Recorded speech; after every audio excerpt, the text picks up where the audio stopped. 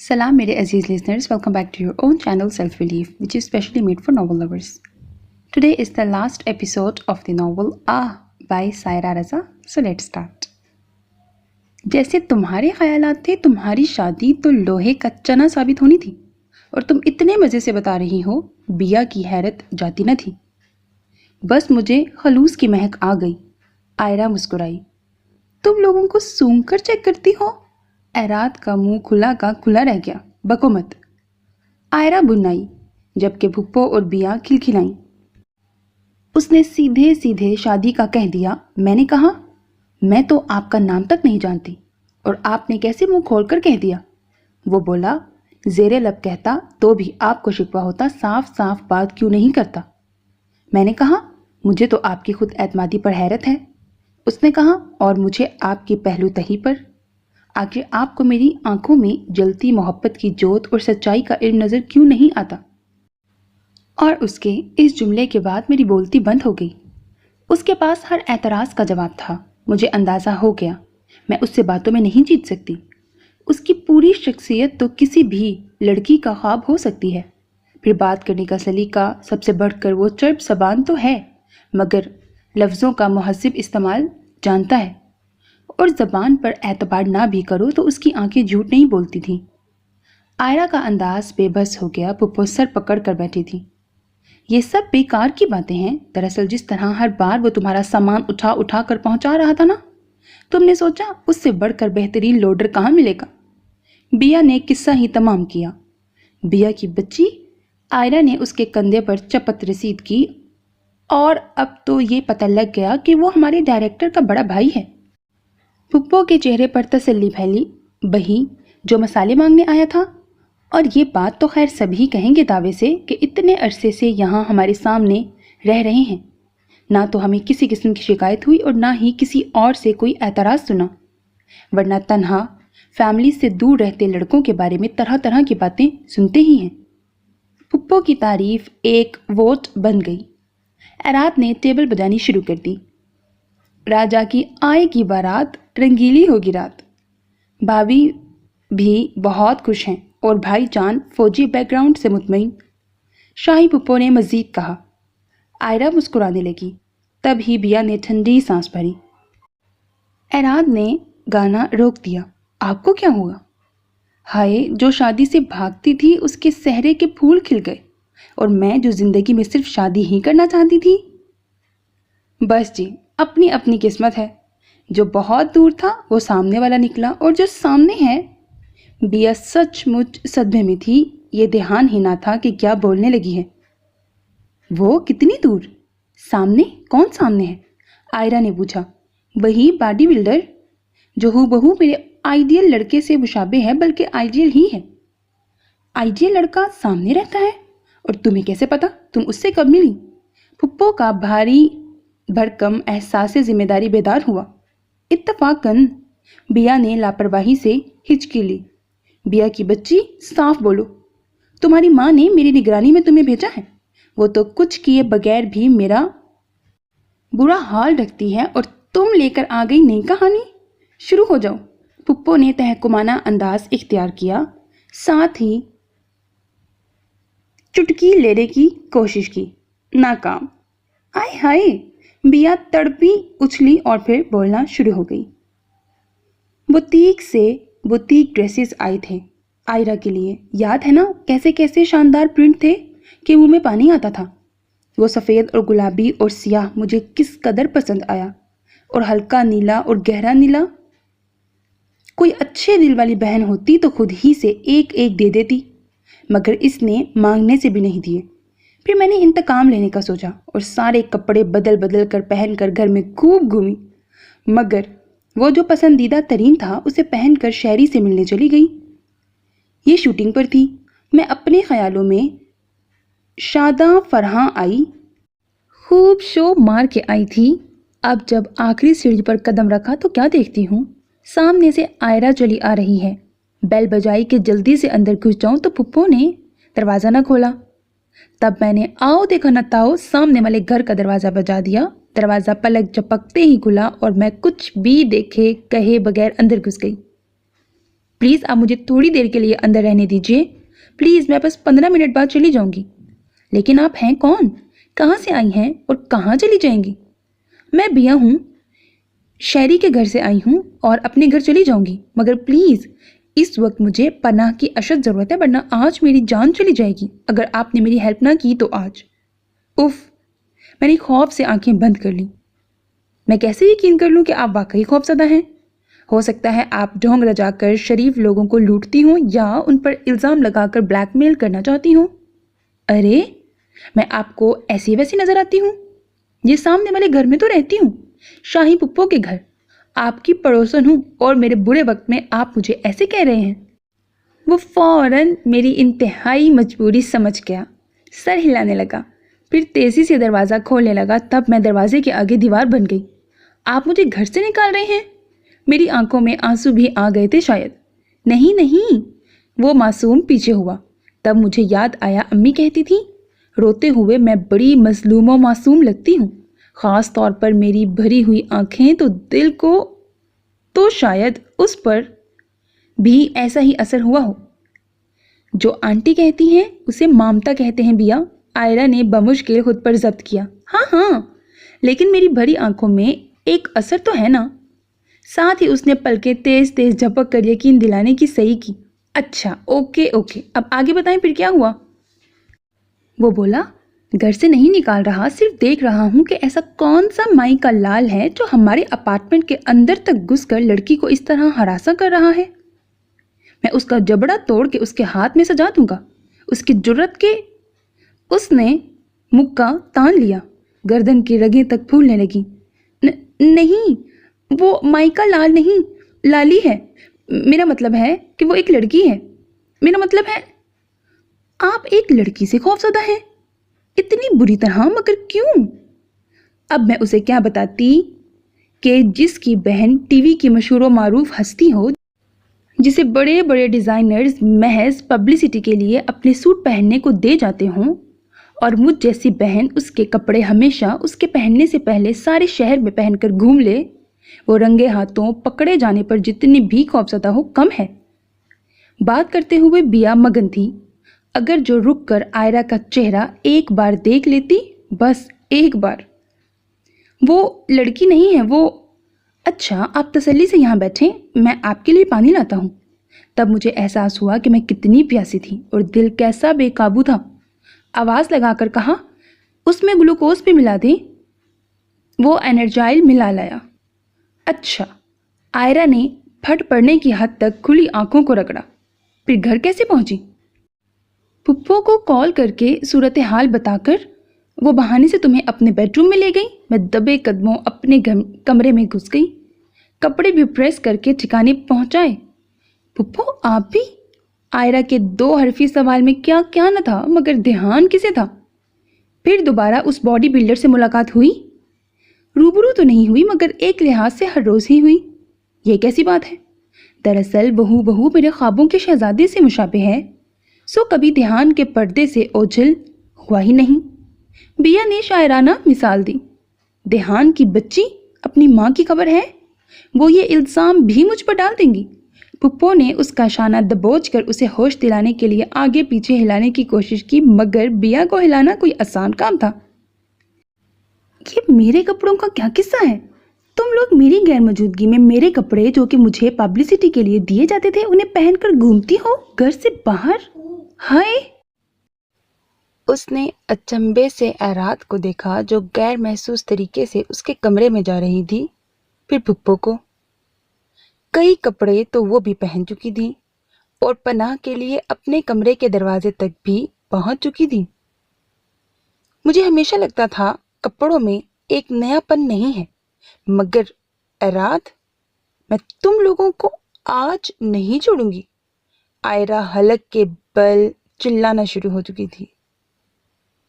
Central table پر مٹھائی کا ٹوکرا رکھا تھا، آستین چڑھا کر عین سامنے ابو ذر بیٹھا تھا اور مٹھائی کھا رہا تھا، مگر انداز کچھ یوں تھا جیسے جبرن کھلائی جا رہی ہو کہ تم کو ہی ختم کرنی ہے۔ تیمور اور عاشر اس کے عین سامنے صوفے پر بیٹھے نہ جانے کتنی ہی دیر سے اس کی جبری مشقت دیکھ رہے تھے۔ جس کی حالت کی وجہ سمجھ سے بالاتر تھی۔ پوچھ پوچھ کر تھک بھی گئے، منہ سے کچھ نہ پھوٹا، اور جب دونوں چپ ہو گئے تو بولنا شروع ہو گیا۔ تم لوگوں کا دل نہیں چاہتا کہ تم لوگ بھی اسی طرح میری بات طے ہو جانے کی خوشی میں مٹھائی لاتے؟ دونوں بھائیوں نے ایک دوسرے کو دیکھا اور منہ سے ٹاہ کی آواز ایک ساتھ نکالتے ہوئے زور زور سے گردن بھی نفی میں ہلائی۔ کم از کم اس طریقے سے تو نہ کھاتے جیسے یہ احسان جتا کر کھا رہا ہے، عاشر نے دانت پیس کر کہا۔ تم لوگوں کو میرے سہرے کے پھول کھلنے کا کوئی ارمان نہیں؟ دونوں نے نتنے پھلا کر ایک دوسرے کو دیکھا اور زور زور سے گردن نفی میں ہلائی۔ اب سہرے کا رواج ہی نہ رہا۔ We are very practical. Abu Zar غم سے دوہرا ہو گیا۔ ایک ہچکی لی اور پھر کھانستے کھانستے دوہرا ہونے لگا۔ تیمور نے پانی کا گلاس زوردار آواز سے شیشے کی میز پر رکھا، کچھ چھلک بھی گیا۔ ہچکی غم کی انتہا پر نہیں نکلی تھی، ثابت برفی نگلنے کی کوشش میں نکلی تھی۔ اگر اس بلا وجہ کی اداکاری اور بسیار خوری سے ہٹ کر صاف بات کر لو تو شاید معاملہ حل ہو جائے، عاشر بولا۔ ہم دونوں نے ایک اسکول میں پڑھا، کالج بھی ایک، پھر یونیورسٹی بھی، ہر جگہ ساتھ ساتھ رہے، ایک دوسرے کے کپڑے جوتے بدل بدل کر پہنے۔ ایکسکیوز می، عاشر نے انگلی اٹھائی۔ صرف تم نے پہنے میرے کپڑے جوتے؟ ہاں میں نے، ابو ذر نے اختلاف سے گریز کیا۔ تو کیا تمہارا دل نہیں چاہتا کہ زندگی کے اس نئے سفر کے آغاز میں بھی میں تمہارے ہم قدم رہوں؟ ہم دونوں زندگی کے نئے سفر کا آغاز بھی اکٹھے کریں؟ مگر شادی کے لیے تو ایک لڑکی کا ہونا ضروری ہوتا ہے۔ عاشر نے ایک دھموسا دیا۔ ہاں تو ہے نا وہ بیا، آخر کار منہ سے نکل ہی گیا۔ یہ بیا کون ہے؟ دونوں بھائی ایک بار پھر ہونک ہو کر ایک دوسرے کو دیکھنے لگے۔ تم لوگوں کو بیا کا نہیں پتا؟ ابو ذر رو دینے کو ہو گیا۔ دونوں نفی میں سر ہلانے لگے، پھر ایک دم تیمور چلایا، بیا؟ وہ میڈم آئرہ کی کزن؟ تیمور کے منہ پر ابھی بھابھی نہیں چڑھا تھا۔ تو نے اسے غور سے دیکھا ہے نا؟ عاشر کو شک ہوا۔ ابو ذر نے سر ہلا دیا۔ ہاں ٹھیک ہے، وہ چھپنے کی چیز بھی کب ہے؟ ایک بار نظر آ جائے تو پھر کتنی ہی دیر تک نظر آتی ہی رہتی ہے، اور فقط ایک ہی ملاقات میں یہ اتنا متاثر ہو گیا کہ ایسی تباہی مچانے پر آ گیا۔ افسوس، صد افسوس۔ تیمور نے دکھ سے مٹھائی کے ٹوکرے کو دیکھا۔ ایک ملاقات کب؟ تیسری ملاقات۔ تیسری کیسے بھلا؟ ایک تو وہ جب سب لوگوں کے ساتھ حیدرآباد گئی تب، اور دوسری بات طے ہونے والے دن، نہیں اس سے بھی پہلے، جب وہ یہاں گھر آئی تھی۔ گھر آئی تھی؟ کب آئی تھی؟ دونوں چونکے۔ ابو ذر شروع ہو گیا۔ وہ اس دن کا واقعہ جزیات کے ساتھ بتا رہا تھا جب بیا نے آئرہ کے کپڑے پہن رکھے تھے اور وہ پناہ کی درخواست لے کر آئی تھی۔ بس اس کی وہ ہراساں آنکھیں، بار بار گھڑی دیکھنا، پھر اٹھ کر کھڑکی سے جھانکنا، اس طرح سے ہاتھ مسلنا جیسے میرے دل کے سارے دروازے کھلتے چلے گئے۔ مگر وہ کچھ، عاشر نے موٹی کہنے سے گریز کیا، تھوڑی بھاری نہیں ہے؟ تھوڑی نہیں، وہ کافی بھاری ہے، مگر چلے گی، بالکل چلے گی۔ مجھے ایسی ہی لڑکی درکار تھی۔ وہ سر دھن رہا تھا۔ شادی تو ہم ایک ہی دن کر لیں گے، مگر دونوں دلہنوں میں اتنا فرق، ایک اتنی نازک اور ایک اتنی وزنی۔ عاشر ہچکچایا۔ کچھ فرق نہیں پڑتا؟ ابو ذر کی ساری بیزاری اڑن چودھی۔ نازک عورت سراسر درد سر ہے، عاشر نے اسے گھور کر دیکھا، اور وزنی عورت درد کندھا۔ اس بار فلک شگاف کہا تیمور نے لگایا، پھر تینوں ہنس پڑے۔ گھر بھر میں شادیانے بجنے لگے۔ عاشر کا بس چلتا تو بس اگلے جمعے ہی کو تقریب سعید کا دن رکھ لیتا، مگر اماں جان نے بڑی بہو کی ڈیلیوری سے مشروط کر دیا۔ عاشر شادی تک کے ٹائم کو خوب انجوائے کرنا چاہتا تھا، مگر آئرا نے منع کر دیا۔ وہ کسی بھی طرح نظروں میں آ کر لائیو کالرز کے منہ کھلوانا نہیں چاہتی تھی۔ مگر ہم گھر پر مل سکتے ہیں، عاشر نے فرمائش جڑ دی۔ تو ہم شادی کے بعد مل تو لیں گے نا؟ آئرا نے بات ہی ختم کر دی۔ میں چاہتا ہوں ہمارے درمیان انڈرسٹینڈنگ ڈیولپ ہو، ہم ایک دوسرے سے واقفیت حاصل کر سکیں، ایک دوسرے کی پسند ناپسند کے بارے میں، اور اگر ہم اس میں کامیاب نہ ہو سکے، یعنی مزاجن بالکل الٹ نکلے، تو کیا آپ رشتہ ختم کر لیں گے؟ ارے اللہ نہ کرے، کیسی بات کرتی ہو؟ عاشر اپنا سا منہ لے کر رہ گیا۔ دوسری جانب بیا کوئی شوبز کی بندی تو نہیں تھی کہ اس کے تحفظات ہوتے، اور پھر ابو ذر تو خوابوں کے شہزادے سے مشابہ تھا، اور اب تو مانو دل کی سلطنت کا آقا بن چکا تھا، اور وہ جیسے کنیز، مگر جتنی نزاکت لفظ کنیز میں ہے، وہ اس کنیز میں کہاں چار حرفی لفظ کنیز، اور کہاں چار جانب پھیلی بیا۔ وہ شادی تک کم از کم 20 کلو وزن کم کر لینا چاہتی تھی، اور اس سے پہلے ابو ذر کے سامنے آنا گوارا نہیں تھا۔ وہ سرخ جوڑے میں ایک ہی بار چلبلی نار بن کر سامنا کرنا چاہتی تھی، اور ان خود ساختہ پیش بندیوں نے عاشر اور ابو ذر کے ارمانوں کا جنازہ نکال دیا تھا۔ ڈیڈی کی جانب سے اعتراضات کا ڈر بھی جاتا رہا۔ وہ ان رشتوں سے بے پناہ خوش تھے۔ ہر ایک کو بتاتے کوکنگ شو والی لڑکی ان کی بہو ہے۔ اسے شاپنگ پر لے کر گئے، عاشر نے ڈرائیونگ کی پیشکش کی تو چابی جھپٹ لی۔ ہم دونوں کے بیچ تمہاری کوئی جگہ نہیں۔ انکل مجھے بھی نہیں لے جائیں گے؟ بیا بولی۔ ہاں تمہیں لے جاتا ہوں۔ ابو ذر کے دل کی کلی کھلی۔ کل شام کا ڈنر تمہارے ساتھ ہوگا۔ ڈیڈ نے بیا کا دل توڑنا بھی مناسب نہ سمجھا۔ کیا میرے لیے وقت نکالیں گے؟ اراد نے بھی لگے ہاتھوں پوچھ لیا۔ بالکل نکالیں گے، لیکن اگر تمہیں زیادہ جلدی ہے تو عاشر، ابو ذر، بہن کو لے کر جاؤ، اور جو یہ کہے دلا دینا، گاڑی یہ جا وہ جا۔ عاشر اب ٹھنڈی چائے کے ساتھ پاپے کھاتے ہوئے دس از مائی کوکنگ ٹائم کا نشر مقرر رات گئے تک دیکھتا، جہاں آئرہ امتیاز کے ہاتھ کے پکوان، اف اللہ! وہ شیشے کے دیدہ زیب باؤل میں دودھ دلاری سجاتی، بریانی کی تہیں جماتی اور اٹھاتی، جب دال کو بگار لگاتی تب عاشر ایسے سانس کھینچتا جیسے خوشبو اندر اتر رہی ہو۔ پزا میں کٹ لگاتی اور کیک پر چاکلیٹ کون سے ڈیزائن بناتی، تب عاشر کو آئرہ پر ٹوٹ کر پیار آتا، اور اس کی مہارت پر اور زیادہ۔ ان قریب یہ ذائقے دار پکوان پکانے والی سمیت اس کی دسترس میں ہوں گے۔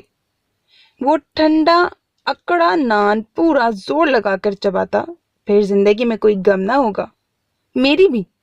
ابو ذر ہانک لگاتا۔ بیا نے بتایا ہے مجھے، اس کی امی نے سب کام سکھائے ہیں اسے۔ اس روز آئرہ بھابی نے کتنے مزے کی پیسٹریاں بھیجی تھیں۔ ہاں نا؟ دونوں پاس بیٹھے تیمور کو جیسے بھول ہی جاتے، اور وہ دانت سختی سے جمائے لب بھینچتے دونوں کی گفتگو سن کر اس دیوار کو ڈھونڈتا جس میں سر مار سکے۔ اس گھر پر اچھا وقت آنے والا تھا یا وہ آگے سوچ نہ پاتا۔ پہلے شادی، پھر ہنی مون کے بعد دعوتیں وغیرہ، خوب لمبی چھٹیاں اختتام کو پہنچی۔ اپنی اپنی ڈیوٹیز پر وہ جانے سے قبل ڈیڈ نے کھیر پکوائی کی رسم کا اعلان کر کے سب خاندان کی ایک گرینڈ دعوت رکھ لی۔ اماں جان کا اصرار روایتی بناؤ سنگھار کا تھا، جبکہ ڈیڈ کی ساری دلچسپی پکوانوں پر تھی۔ آئرہ سمیت تمام اہل خانہ بھی حیران رہ گئے کہ نام کھیر پکوانے کا تھا، اور ڈیڈ کا بس نہ چلتا کہ کیا کیا نہ پکوا لیں۔ زعفرانی مغزیات کی کھیر، بادامی قورمہ، مغزیات والا بکرے کے گوشت کا پلاؤ، شیریں، لب شیریں، masala chicken, pineapple fresh juice. دعوت شاندار رہی، आयरा की अपनी ذاتی हेल्पर्स भी किचन में साथ साथ मौजूद थीं और सभी पसीने से तरबतर। दावत में आए सारे लोगों का इश्तियाक दीदनी था। जिंदगी में पहली बार किसी प्रोफेशनल कुकिंग एक्सपर्ट के हाथ का खाना खा रहे थे। आयरा ने ढाल हो गई। अम्मा जान को तो गश आ गया। सारी तकरीब में जायके की वाह वाह होती रही। खूब सलामी मिली। आशिर सीना फुलाए घूमता रहा। नज़ीर किचन समेट समेट कर हलकान हो रहा था और आयरा की हालत सबसे तबाह थी। उसकी कमर तख्ता थी, आंखें नींद से फट जाने को थीं, जिस्म टूट रहा था। उफ, ऐसा पहले कभी हुआ था जो आज? कैसी खुशगवार सुबह आज फ्लैट में उतरी थी। आशिर ने गैलरी में आकर अंगड़ाइयों और जमाइयों के दरमियान सोचा। किचन से उठती चाय की महक और धीरे धीरे गुफ्तगू करती आयरा। आशिर पराठा ऑमलेट के मजेदार नाश्ते का मुंतजिर था, मगर चाय के साथ उबला अंडा, टोस्ट और जैम, वो भी यूं कि आयरा स्लाइस पर जैम लगा लगा कर बढ़ाती जाती थी। इंसान इससे ज्यादा की ख्वाहिश करे तो नाशुक्रा कहलाए। आशिर ने कानों को हाथ लगाकर तौबा की। अल्हम्दुलिल्लाह मेरे मालिक। शादी की छुट्टियों के बाद आज दोनों ही को ऑफिस जाना था। आशिर के निकलते निकलते शो में आयरा की हेल्पर की हैसियत से काम करने वाली मासियों का भी फोन आ गया। आयरा ने उनसे गुफ्तगू को जारी रखते हुए आशिर को खुदा हाफिज कहा। आशिर के टेक केयर कहने पर उसे भी यही हदायत कुछ इस अदा से की कि आशिर ने सोचा, नौकरी को लात मार के बाकी जिंदगी जुल्फे जाना के साए में गुजारना कैसा आइडिया है। मगर दरवाजा बंद हो चुका था। इतने दिनों की गैर हाजिरी ने काम का बहुत सा बोझ ला दिया था, मगर आशिर ने सुबह के पहले ही घंटे में कितने ही फोन कर डाले। यही कि क्या कर रही हो, अच्छा सा नाश्ता कर लेना, बोर तो नहीं हो रही? मैं सो रही हूं आशिर, प्लीज अब कॉल ना करना। मैं फोन बंद कर रही हूं, अच्छी नींद लूंगी तो फ्रेश नजर आऊंगी ना। इतने दिनों की एब्सेंट के बाद लोग वैसे ही हर चीज को नोट करेंगे। मैं नहीं चाहती कि अच्छा ओके, तुम सो जाओ, मगर ये बता दो पहन क्या रही हो? अभी कुछ नहीं पता ना, देख लेना। उसकी बड़ी सी जमाई आशिर के कानों में गूंजी तो उसे उस जमाई पर भी प्यार आ गया। दिन में उसका पूरा इरादा था कि वह ऑफिस का टीवी ऑन करके आयरा को देखेगा जरूर, मगर ऐसा मीटिंग्स में फंसा कि हर शय भूल गया। शाम ऑफिस से वापसी पर सीढ़ियों ही से टाई की नॉट ढीली करता जब गुनगुना रहा था तो इस बात से बेखबर था कि कई लोगों ने उसे मायनी खेजी से देखा था। नई नवेली दुल्हन पहचानी जाती है तो दुल्हे भी कहाँ छुप पाते हैं। जेरे लब मुस्कुराते गुनगुनाते कुछ कुछ बोंगे से लगते नौजवान अगर आपको भी कहीं इर्द गिर्द नजर आए तो जान लें कि मुर्गा अभी नया नया फंसा है। ही। पहला झटका जेब में हाथ डालने पर लगा। अरे सुबह चाबी ले जाना तो भूल ही गया।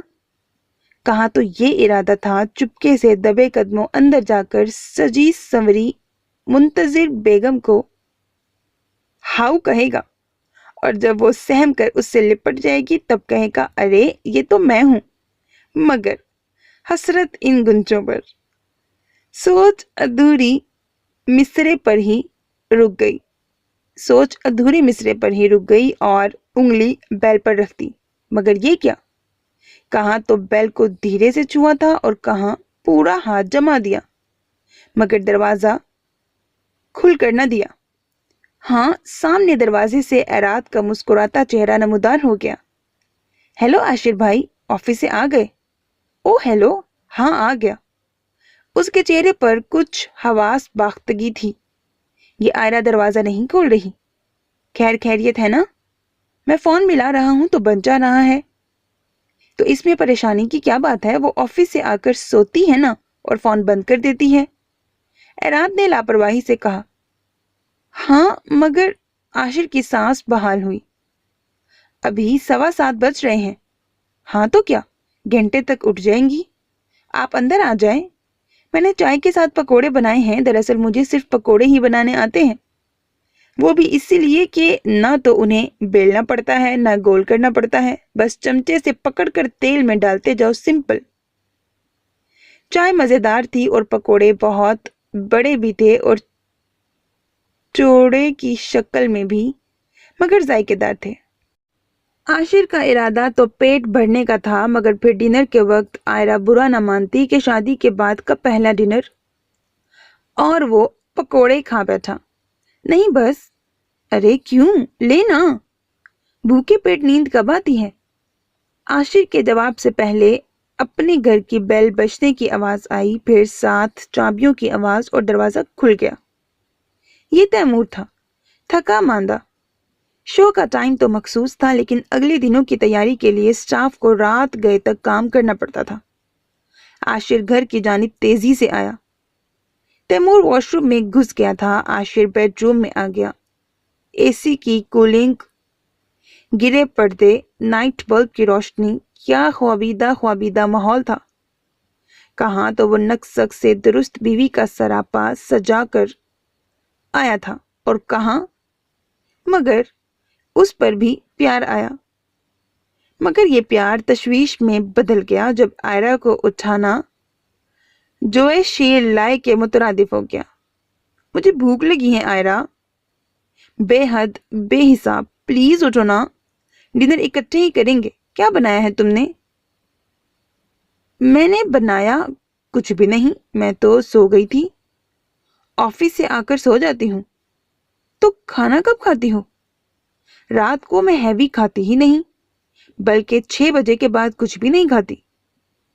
بہت ہوا تو فروٹ لے لیا، آپ بھی لے لیں۔ عائرہ کی آنکھیں اب تک نیند سے مندی ہوئی تھیں، جبکہ عاشر کی پھٹ پڑنے کو تھیں۔ تو کھانے کا کیا ہوگا؟ ابھی ڈنر۔ بوکھلاہٹ میں جملے تک اٹک رہے تھے۔ کوئی ڈیل منگوا لیں یا بریانی وغیرہ؟ تو وہ تو آج کا مسئلہ حل ہوگا نا، تو پھر کل کھانا کون بنائے گا؟ ہاں نا، تو وہ بات، میرا مطلب ہے یہ بات تو میں آپ سے کرنا چاہ رہی تھی، کسی کھانا بنانے والے کا بندوبست کرے نا، ڈھونڈیے کوئی۔ کیا؟ عاشر کے سر پر چھت گری گویا۔ تو تم کھانا نہیں بناؤ گی میرے لیے، اپنے ہاتھوں سے، پیار سے، محبت سے؟ عائرہ نے اب اس کے لہجے کی ٹوٹ پھوٹ کو شاید سنا۔ بناؤں گی نا، ایوری سیٹرڈے سنڈے۔ اس نے کسی بچے کو پچکارنے کے سے انداز میں عاشر کی تھوڑی کو چھوا۔ تو باقی دن کیا کرو گی؟ تب کون بنائے گا؟ تم کیوں نہیں بناؤ گی؟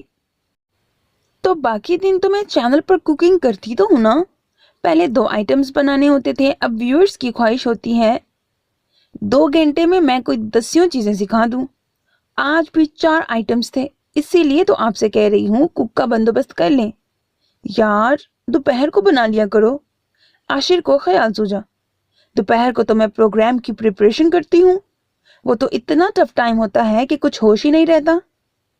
تو ان دونوں کو بلوا لو جو تمہاری ہیلپرز ہیں، تمہارے ساتھ شو میں جاتی ہیں بیہائنڈ دی کیمرہ۔ انہیں کیسے بلوا لوں؟ وہ بھی تقریباً صبح سے میرے ساتھ ہوتی ہیں، انہیں اپنے گھر جا کر ہانڈی روٹی نہیں کرنی ہوتی؟ اس نے کچھ ڈپٹ کر پوچھا۔ عاشر کے تو الفاظ ہی گم ہو گئے۔ یار ابھی تو کچھ کرو نا، سچ میں بہت بھوک لگ رہی ہے، اس نے ملتجی لہجے میں کہتے ہوئے اس کے دونوں ہاتھ تھام لیے۔ تبھی ایک خوشبو کا احساس ہوا۔ سانس کھینچ کر محسوس کرنے کی کوشش کی تو عائرہ نے جستجو کو جان کر اپنی دونوں ہتھیلیاں اس کے ہاتھ سے کھینچ کر چہرے کے سامنے کر دی۔ میں نے مہندی لگوائی ہے۔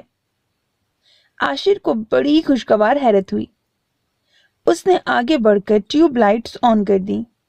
گورے بے داغ نازک ہاتھوں پر سرخ بیل بوٹے اور ڈھکی ہوئی پوریں کیا خوب بہار دکھا رہی تھیں۔ سب کہنے لگے شادی کے بعد پہلا شو ہے، تھوڑا سا چینج تو ہونا چاہیے۔ اس نے وجہ بھی بتا دی۔ تم نے پہنا کیا تھا؟ عاشر نے پوچھنے کے ساتھ ہی اسے بغور دیکھا۔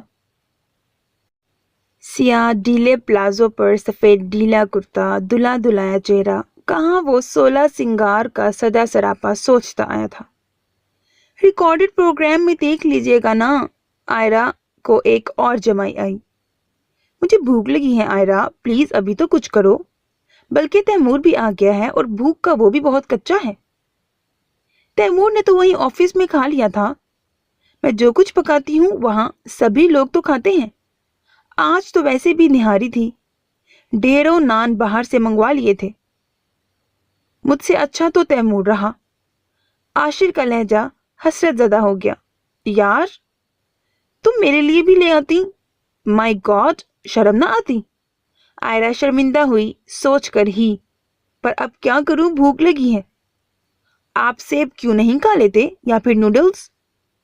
مجھے ڈنر کرنا ہے آئرا، عاشر کیسے سمجھاتا۔ ہاں تو کیا ڈنر، رات کو ویسے ہی لائٹ کھانا کھاتے ہیں۔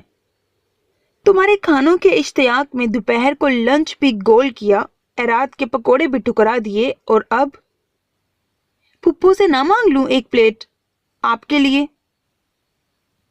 نہ یہ تو نہ کرو، شرم نہ آئے گی؟ سینڈوچ بنا دوں؟ آخر آئرا کو اندازہ ہوا کہ اسے کچھ بنانا ہی پڑے گا۔ جب بنانے ہی لگی ہو تو کوئی کام کی چیز بنا دو یار۔ چکن یا کیما یا چاول یا چائنی رائس بنا دو۔ آپ کو پتا ہے چائنیز رائس کی پریپریشن میں کتنا وقت لگتا ہے؟ آئرا کی آنکھیں پھیلیں۔ اسکرین پر تو آدھے گھنٹے میں بن جاتے ہیں۔ وہ اسکرین ہوتی ہے جناب، جہاں سب اچھا نظر آتا ہے۔ صحیح کہتی ہو، عاشر نے تسلیم کر ہی لیا۔ چلو چھوڑو، کچھ بھی بنا دو۔ عاشر کمرے سے باہر نکلا اور تیمور کو دیکھ کر حیران رہ گیا۔ وہ بڑے سے ڈونگے میں نوڈلز بھر کے کھا رہا تھا۔ عاشر کے چہرے کی ساری داستان کو پل بھر میں پڑھ لیا، پھر پیالہ نیچے رکھا، کچن سے ایک اتنا ہی بڑا تیار پیالہ بھائی کو بصد احترام پیش کیا۔ میں نے بنایا تھا پہلے ہی آپ کے لیے۔ دراصل تیمور کو تو پتا تھی نا آف اسکرین والی بات۔ اور آف اسکرین والی بات؟ ہائے، تیمور نے جو آئرا کا ہونے والی بھابھی سن کر سر ہاتھوں پر گرایا تھا وہ بلا وجہ تھوڑی تھا۔ اپنی ذاتی زندگی میں وہ فطرتاً عادتاً مزاجاً کیسی تھی، اس سے تیمور کو بھلا کیا غرض، مگر جو ایک مجموعی تاثر کیمرہ آف ہوتے ہی اس کا پیش ہوتا تھا، وہ تیمور ہی تو کیا ساری ٹیم کو سر پیٹ لینے پر مجبور کر دیتا تھا۔ نت نئے پکوان بنانا، تجربے کرنا اس کا شوق تھا۔ کچھ قدرتی خوبی، کچھ اس نے سیکھ کر مہارت حاصل کی، اور پھر اب جب پروفیشن بن گیا تب تو سونے پہ سہاگا والی بات ہو گئی جیسے۔ ایک سے ایک تجربہ کار مرد و زن شیف موجود تھے جن کی مہارت اور ذائقہ انمول تھا، ہر ایک کی اسپیشلٹی، مگر آئرا امتیاز کے اپنے ہی انداز تھے، شخصیت کے بھی اور پکانے کے بھی۔ مگر اس سب سے پرے آئرا کے دیگر کام بھی سب سے الگ تھے۔ چینل کی طرف سے ہر شیف کو ہر قسم کی فل ہیلپ میسر ہوتی تھی، بہترین بجٹ کے ساتھ ہر ریکوائرمنٹ پوری کی جاتی، پھر اسپانسر کی جانب سے ملنے والی فیسلٹیز، اسی طرح کوکنگ کرتے ہوئے ہیلپرز بھی مہیا کیے جاتے۔ اکثر شیف اپنی پسند کے اپنے ذاتی ملازم ہمراہ رکھتے۔ آئرا کے پاس آفس کے ملازمین کے علاوہ اپنی 2 ذاتی ملازمین بھی تھیں۔ شروع میں تو تیمور کے لیے ہر چیز نہیں تھی، مگر پھر جب کچھ دن گزرے تب اسے احساس ہوا کہ ان کی شیف کی ادائیاں اور ڈیمانڈ سب سے جدا ہیں۔ دراصل آئرا وہی جوان تھی جس کے بارے میں بڑے بزرگ کہہ گئے تھے، کام کرنا جوان کی موت ہے۔ ٹی وی پر 1.5 سے 2 گھنٹوں میں پک جانے والے طرح طرح کے سادہ یا پھر بہت مشکل کھانے، ان کی آف سکرین تیاریوں میں صبح سے لگنا پڑتا، خریدنے سے لے کر کٹنگ ٹیبل پر آنے تک، اور آئرا کو صرف مطلوبہ سامان کی لسٹ دینی ہوتی۔ وہ خدا کی بندی، وہ بھی خود نہ لکھ کر دیتی، صوفے میں دھنس کر لکھواتی جاتی، کٹواتی جاتی، پھر لکھواتی جاتی۔ پروگرام کی ہر نوک پلک کے حوالے سے بہت سچی ہوتی، مگر کسی چیز کو ٹچ نہ کرتی، بس حکم صادر کرتی۔ چھوٹی سے چھوٹی چیز سے لے کر بڑی سے بڑی کٹائی، دھلائی، ناپ تول سب پہلے سے کرنی ہوتی تھی تاکہ پروگرام میں وقت ضائع ہونے سے بچے۔ اور یہ ایک اصول بھی تھا۔ ہر کوکنگ شو کی تیاری انہی مراحل سے گزرتی تھی، مگر وہاں شو کا شیف پوری انوالومنٹ رکھتا، ہیلپرز کی موجودگی کے باوجود خود آگے بڑھ بڑھ کر کام کرتے کہ کہیں کوئی کمی نہ رہ جائے۔ بس ایک آئرہ تھی جو کلو بھر وزن بھی نہ اٹھا سکتی۔ بس ساری پھرتی کیمرہ آن ہوتے اود کر آتی اور کیمرہ آف ہوتے ہی ہاتھ یوں ڈھیلے کر دیتی کہ جیسے کیمرے کا اور اس کا آن آف کا سوئچ ایک ہی ہو۔ اس بے حد لاپرواہانہ روش کے باوجود شو قسمت سے ہی نمبر 1 چل رہا تھا، اور یہ چیز آئرہ کے نخروں اور ڈھیلے پن کو مزید بڑھاوا دیتی۔ نزاکت کا عالم یہ تھا کہ حلیم بناتے وقت جب آن سکرین ڈوئی گھمانا پڑتی، تب کیمرہ آف ہوتے ہی کلائی پکڑ کے ہائے ہائے کرنی شروع کر دیتی۔ ڈوئی گھمانے کا باقی کام ایک ہٹے کٹے لائٹ مین سے لیا۔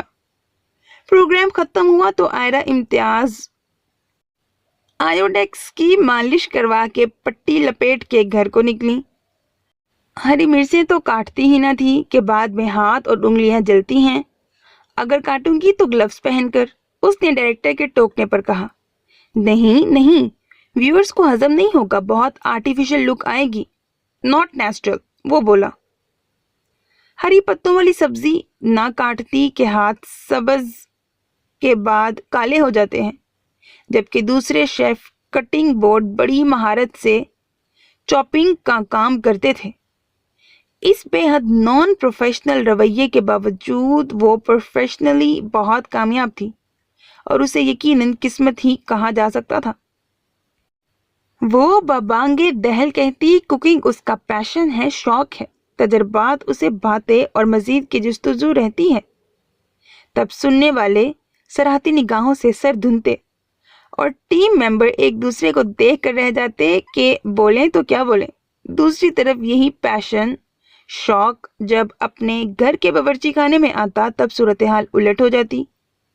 وہ اپنے شو کے لیے تو صبح 10 بجے سے گھر سے تیاری شروع کر کے ادھ پکے کھانوں کو بسیدے شوق پیک کرتی، ملازماؤں سے کروا لیتی، مگر شو سے واپسی پر گدھے گھوڑے بیچ کر بے سود ہو جاتی۔ جب رات کے فریش ہو کر اٹھتی تو فریج سے ٹٹول کر کچھ بھی کھا لیتی۔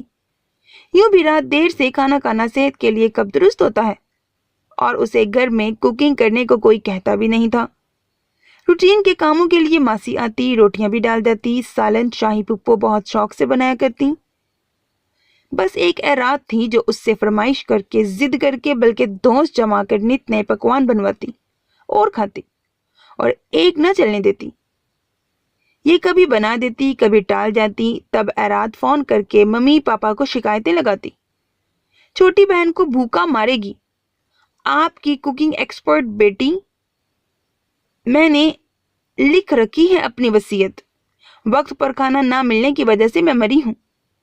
ایرات امتیاز، آئرہ امتیاز کی چھوٹی بہن۔ آگے آئرہ کا تفصیلی تعارف۔ مرنے سے پہلے نیٹ پر یہ پیغام چھوڑ جاؤں گی، ہاں۔ تب دانت کچکچاتی آئرہ کو ہر وہ شے اسے بنا کر دینی ہوتی تھی جو بھی اس نے شو میں بنائی ہوتی، مگر ایرات کے اس لاڈ یا دھونت سے پرے اب یہ شادی شدہ عملی زندگی تھی، جہاں عاشر کی بہت سی امیدیں تھیں اور کچھ دنوں کے ناز نخروں ہیلو بہانوں کے بعد آئرہ کو اندازہ ہو گیا کہ جان بخشی ممکن نہیں۔ اسے کچھ نہ سہی عاشر کے کھانے پینے کی ذمہ داری لینی ہی ہوگی، کہ وہ بھی اماں جان کی طرح سالن کم از کم اپنے ہاتھوں سے ضرور ہی بنائے۔ اور یہ کوئی اتنا بڑا مسئلہ نہیں، آخر کو وہ ایک شیف ہے۔ تو کیا آپ نے مجھ سے اس لیے شادی کی کہ میں ایک شیف تھی؟ آئرہ کے دل کو دھچکا لگا۔ آپ نے مجھ سے، میرے وجود سے، میری شخصیت سے، میرے بس اس کی میں نے عاشر کو بوکھلا دیا کہ آنکھیں بھی ساتھ ہی بھر آئی تھیں۔ ارے یار، ہم زلف گراں گیر کے اسیر ہوئے تھے۔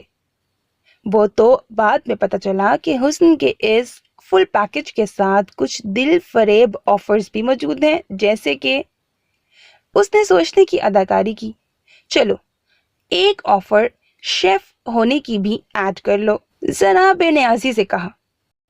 مگر مرد عورت کو چولہے ہانڈی ہی لگا کیوں دیکھنا چاہتا ہے؟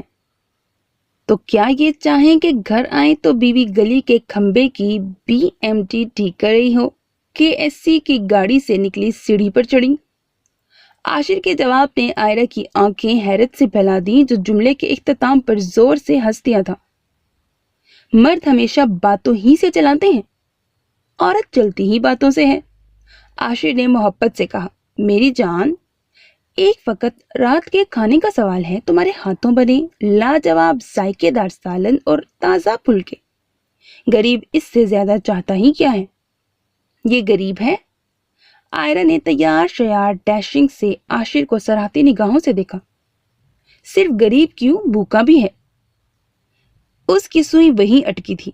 مگر مجھے پھلکے بنانے نہیں آتے، عائرہ نے ایک بڑا مسئلہ بتایا۔ کیا؟ عاشر کی چیخ نکل گئی۔ یار، پھلکے تو 13-14 برس کی بچیاں بھی اتار لیتی ہیں۔ بس میری یہی ایک کمزوری ہے، آتے ہی نہیں، لاکھ کوشش کروں، عائرہ نے صاف انکار کیا۔ اور آنے والے دنوں میں عاشر پر ایک اور نیا بلکہ بے حد عجیب انکشاف ہوا۔ عائرہ چولہے کی اونچی لپٹوں پر فرائنگ پین کو اچھال اچھال کر پھلکیاں فرائی کر سکتی تھی، کڑاہی کے اندر آگ لگا کر تھائی سٹائل میں کھانا سرو کر سکتی تھی، بہترین پیزا اور بیکری آئٹمز بنا سکتی تھی، اعلیٰ ترین انٹرنیشنل ڈیزرٹ، مگر ایک خالص گھریلو ذائقے کا آلو گوشت اس سے بنتا ہی نہ تھا۔ براؤن پکوڑے تو بنا لیتی، مگر پالک پیاز کے وہ سادہ پکوڑے جو عورتیں جھٹ پٹ تیار کر لیتی ہیں، عائرہ سے وہ ذائقہ نکل ہی نہ پاتا۔ دنیا کے ہر طرح کے سیلڈ بنانے میں وہ ماہر تھی، مگر سادہ ٹماٹر پیاز ہری مرچ کا کچو مر سلاد نہ بناتی، کہ نام ہی سے دل کو کچھ ہوتا ہے۔ کچو مر، اس سے بگار والی مونگ کی کھچڑی بھی نہ بنتی، عاشر کے پسندیدہ گڑ کے چاول بھی نہ بنا سکی۔ ہاں، مشکل ناموں والی بھاری بجٹ کی جو شے مرضی بنوا لو، اس کے ذائقے اور مہارت میں کوئی شک نہیں۔ مگر خدا کے بندو، روز یعنی کہ دن میں 3 بار تو انسان فل پروفیشنل ٹچ کے مشکل ناموں والے ہیوی کھانے تو نہیں کھا سکتا ہے نا؟ آخر اسے زندہ رہنے کے لیے دال چاول بھی تو کھانے ہوتے ہیں نا، ہیں کہ نہیں؟ اور پھلکے بھی۔ ہائے ہائے، اسے کہتے ہیں حسرت ان گنجوں پر، یا چراغ تلے اندھیرا۔ جیسے کہ ایک دن عاشر نے شدید گرمی سے آ کر شکنجی کی فرمائش کر دی۔ کوئی زمانے گزرنے کے بعد عائرہ برآمد ہوئی، بہت خوبصورت۔ چکور پلیٹ میں وائن گلاس رکھا تھا جس میں یقیناً شکنجی تھی۔ گلاس کے سرے پر لیموں کی باریک گول کاش اٹکا دی تھی، ایک چھوٹی سی چھتری بھی ساتھ کھڑی تھی، ذائقہ بھی بہت اچھا تھا۔ پیاس سے اتاولے ہوتے عاشر نے لیموں کی کاش اور چھتری کو تیزی سے اتار کر پلیٹ میں رکھا اور ایک ہی سانس میں گلاس حلق سے اتار کر مزید کے لیے ہاتھ آگے کیا۔ کیا؟ عائرہ نہ سمجھی۔ شکنجی یار، مگر وہ تو ایک ہی گلاس بنائی تھی۔ عائرہ نے معصومیت سے شوہر کو دیکھا۔ جگ کو منہ لگا کر ایک ہی سانس میں ڈکار جانے والے عاشر کو جھٹکا لگا، حلق کے بل چیخا۔ کیا؟ گونج نے عائرہ کے دل کو نہلا دیا۔ اچھا خاصا شوہر کبھی کبھار وہ لگتا، وہی نا، وہ جو کہتے ہیں، وہی ڈنگر۔ ہاں، ڈنگر ہی تو کہتے ہیں۔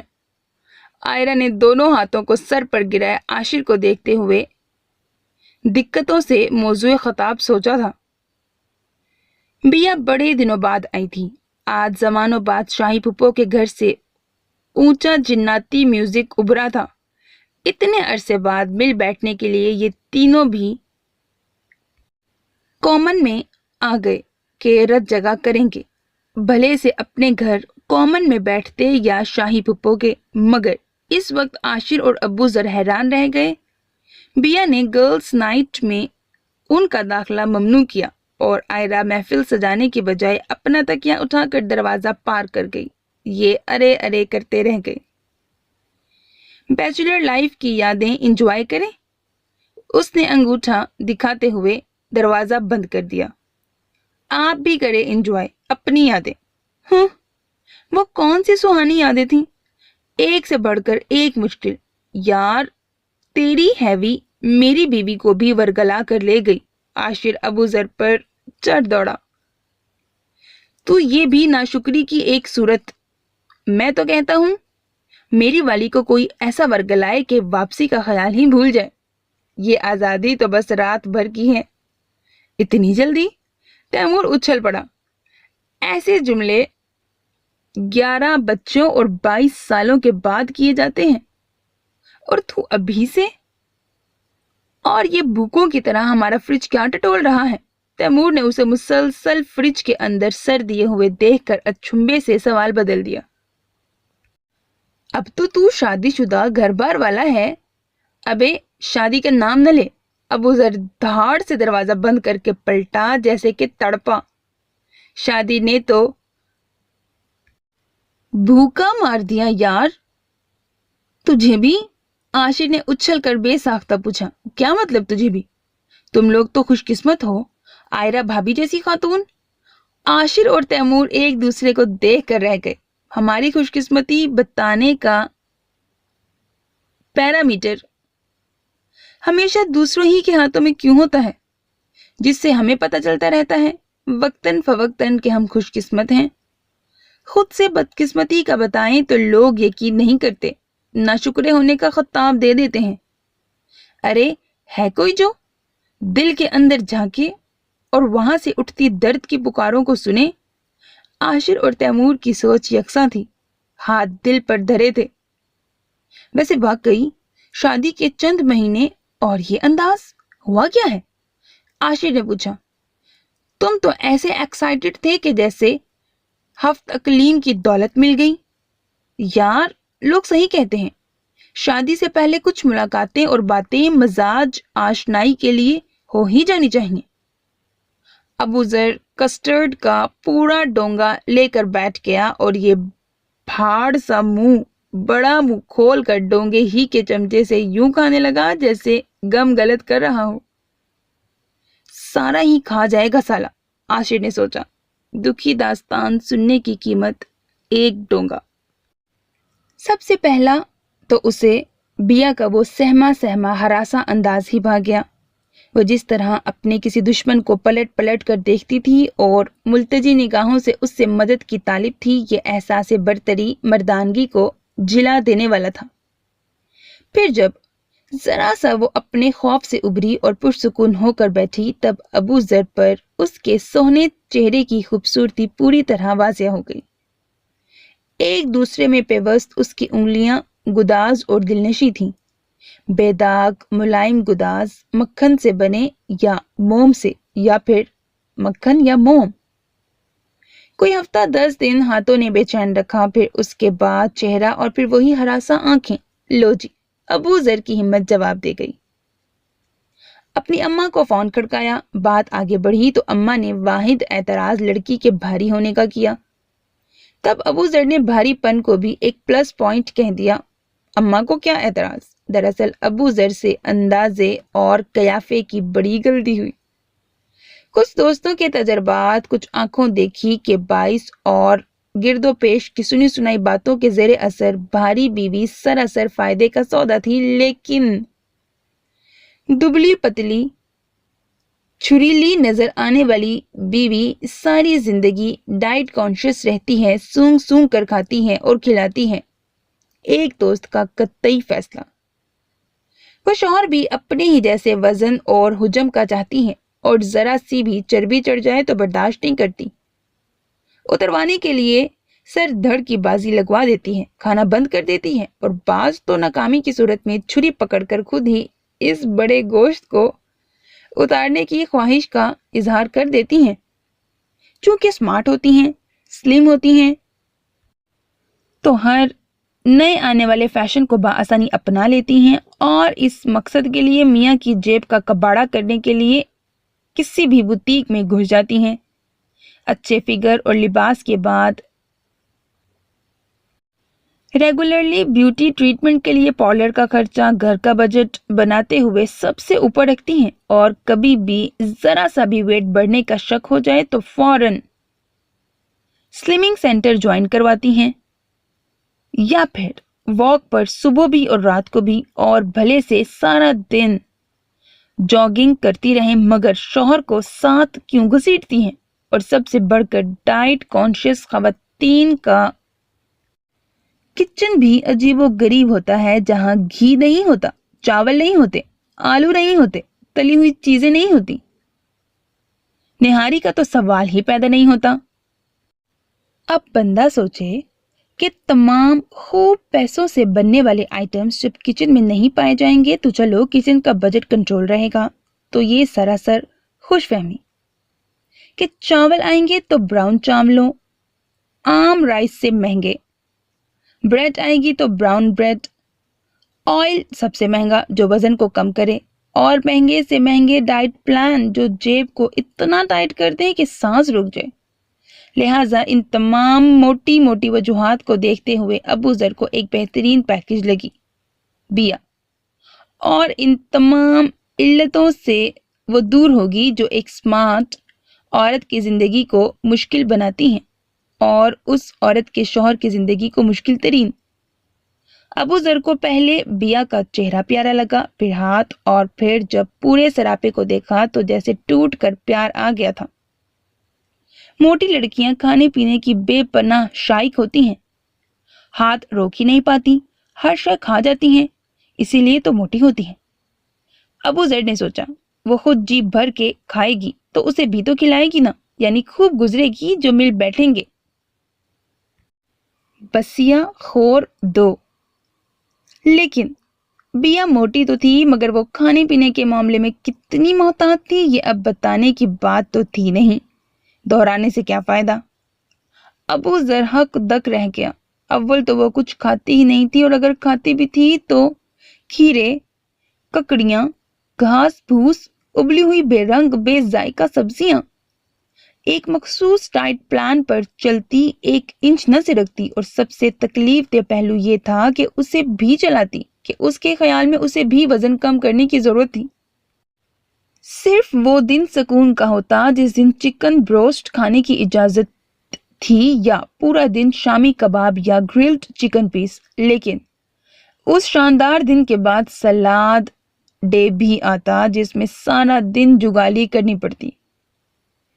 घी तो वही था जो शादी के बाद पहली ग्रोसरी के दौरान खरीदा गया, दोबारा खरीदने का मौका ही ना बना कि पिछला खत्म होता तो अगला लेते ना। रसमलाइयाँ, गुलाब जामुन, शीरे में लुथड़े रसगुल्ले खाने का शाइक अबू जर मीठे की नेचुरल डिमांड पर केला खाता, सेब खाता, उफ। चाय में वाइट शुगर की बजाय ब्राउन शुगर, बिरयानी के ट्रे, खा जाने वाले अबू जर को उबले हुए चावल का एक प्याला मिलता। उफ, जाने आपने बॉडी बिल्डिंग कर कैसे ली, किस तरह से खाते हैं आप। बिया कान पकड़ती। वो जमाना था और अब ये जमाना है, तब भी ना खाया, अब भी ना खाऊं। मुझे तो नहीं लगता तब भी ना खाया होगा, तो क्या ये जिस्म ऐसे ही बन गया। अबू जर ने बाजू उठाकर मसल्स बनाकर दिखाए। पता नहीं कैसे बन गया, बहरहाल मेरे घर में तो यही सब बनेगा।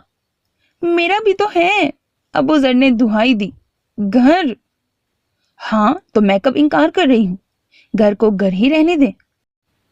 नाजम आबाद की फूड स्ट्रीट ना बनाए, और किचन की इस बदहाली से परे अपने पहले फिगर को कत्तन इग्नोर करके बिया को क्लिफ्टन और तारिक रोड की हर बुटीक में जाना होता।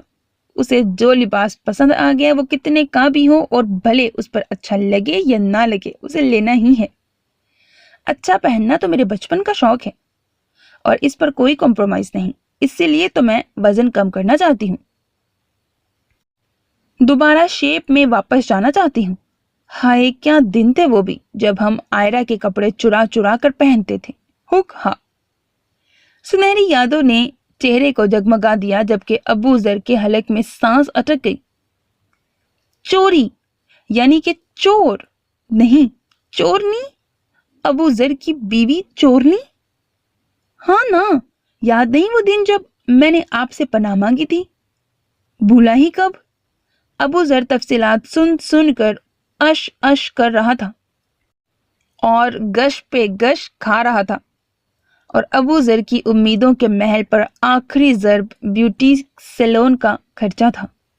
بیا ہر مہینے پارلر کا وزٹ کرتی اور کٹنگ، ویکسنگ، ٹریمنگ، پیڈیکیور، مینیکیور اور تھرڈ فارم والے سارے ING کروا کر جیبیں جھاڑ کر آ جاتی. یار تیری داستان تو ہم سے بھی زیادہ دکھی ہے.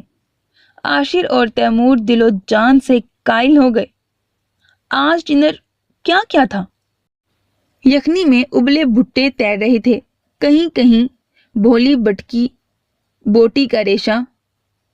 اسے چکن کارن سوپ کہتے ہیں، تیمور نے تصحیح کی. نہیں. ابو ذر کا سر زور زور سے نفی میں ہلا. جب بیا بنائے گی تو وہ قسم سے وہی لگتا ہے، وہی جسے یار لوگ مرغی کا غسل میت کہتے ہیں.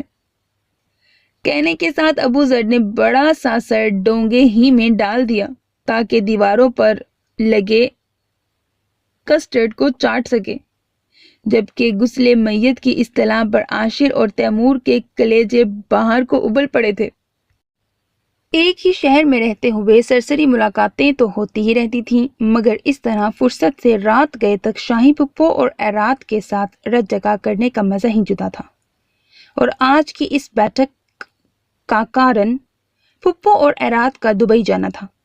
ایرات پیپرز کے بعد فارغ تھی، کچھ اسے ممی پاپا کی یاد بھی بہت شدت سے آ رہی تھی، اور سب سے بڑھ کر آئرہ اور بیا کی ہنستی مسکراتی کامیاب زندگی سے بھی جل جل کر کباب ہو رہی تھی.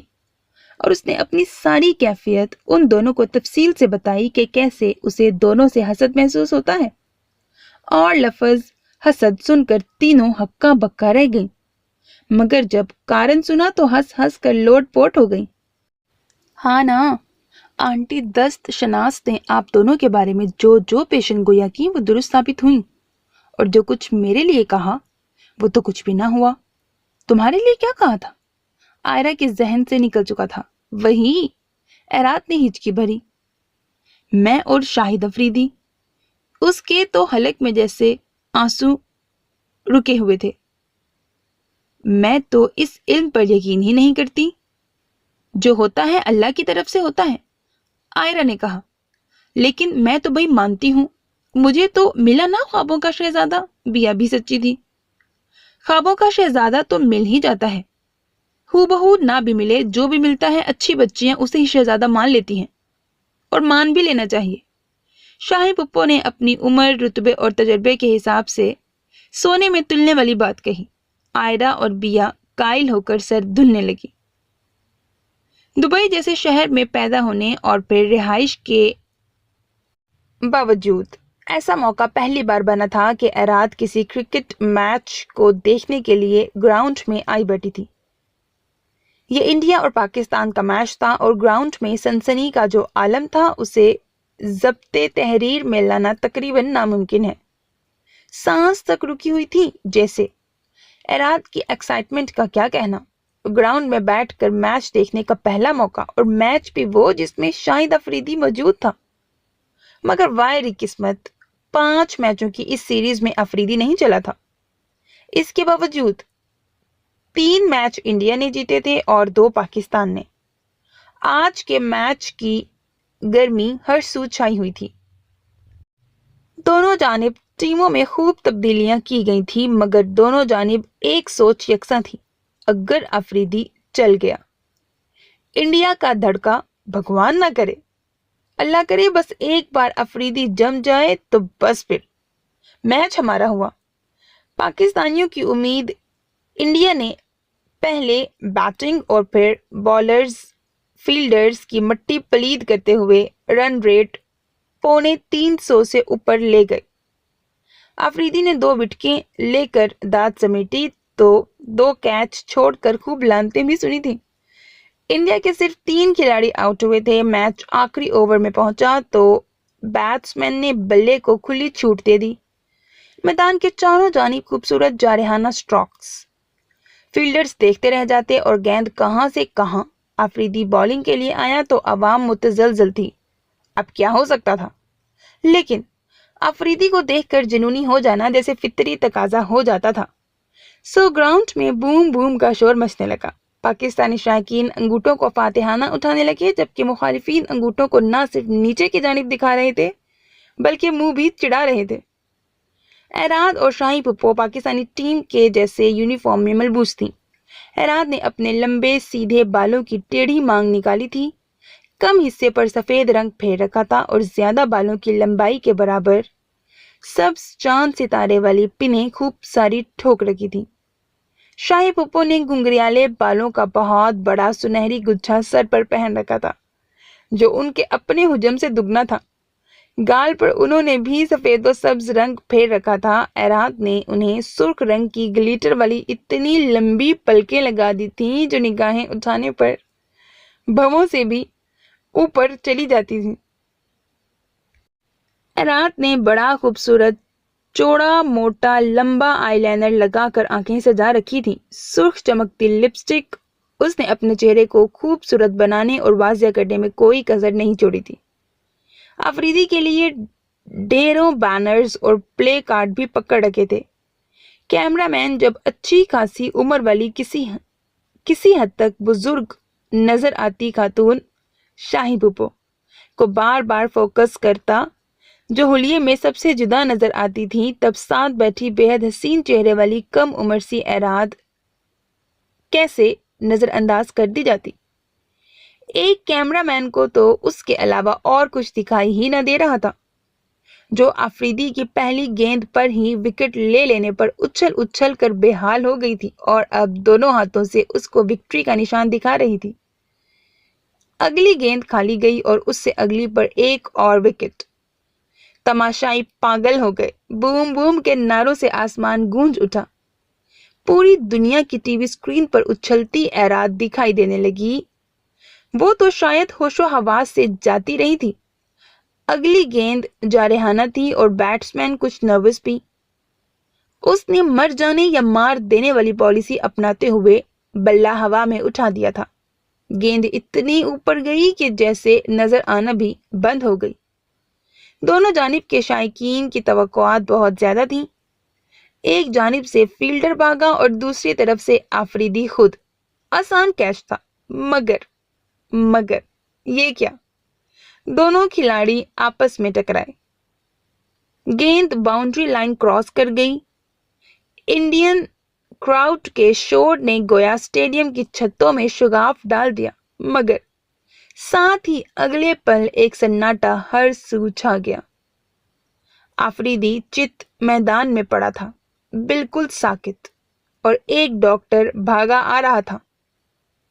न जाने कहां क्या लग गया था जो वो ऐसे एकदम ढीला होकर पड़ा। पता चला वो सर के बल गिरा था। तो क्या सर में चोट लग गई? मगर कैसी चोट? क्या बहुत खतरनाक? पूरे ग्राउंड को सांप सूंघ गया। तब कैमरामैन ने एक बार फिर एराद को फोकस किया। वो उछल उछल कर पैर पटक पटक कर अपने सदमे का इजहार कर रही थी। नफी में गर्दन हिला रही थी, दोनों हाथ सर पर मार रही थी, फिर दोनों हाथ दुआया अंदाज में होठों पर रखे साकित हो गई। फिर जब आफरीदी को सहारा देकर खड़ा कर दिया, तब वो जेरे लब कुछ पढ़ पढ़ कर फूंकने लगी। आफरीदी ने कदम बढ़ाए तो उसने हाथ दिल पर धर लिए, आंखें मीच ली। आंसू झर झर गालों से बह रहे थे और भीगे होंठ मुसलसल हालत विर्द में थे। शिद्दत गरिया जब आंखों के आगे धुंध की चादर तान देती, तब वो हाथ की पुश्त से आंख रगड़ लेती। ऐसे में लटके होंठ उसके दिली जज्बात के तर्जुमान होते। सारी दुनिया के नाजरीन आफरीदी की चोट को भूलकर मैच की गंभीरता को फरामोश करके آنسو بہاتی غم سے نڈال ہچکیاں بھرتی ایراد کو دیکھ رہے تھے۔ پاکستان کی بیٹنگ آئی تو بیٹسمینز نے تو چل میں آیا کی پالیسی اپنا لی۔ آتے دکھائی دیتے لیکن رکتے نہیں تھے، یعنی ہار یقینی۔ اور وہ جس پر امیدیں لگائی تھی وہ تو پہلے ہی ٹکرا کر گر گیا تھا، یعنی جس پہ تکیہ تھا وہی پتے ہوا دینے لگے۔ میچ کا نتیجہ واضح ہی تھا، سو پاکستانی شائقین ٹھنڈے بیٹھے تھے، مایوس دل گرفتہ، اور انڈین شائقین پرسکون بے فکر گاتے بجاتے۔ آفریدی آیا تو پاکستانیوں کی یک بستہ سانسوں نے سارے اسٹیڈیم میں کپ کپی دوڑا دی۔ دوسری جانب انڈین تماشائیوں کے تضحیک آمیز انداز اور جملے، نعرے اور سیٹیاں، کچھ پاکستانی بھی دل جلے تبصروں پر اتر آئے۔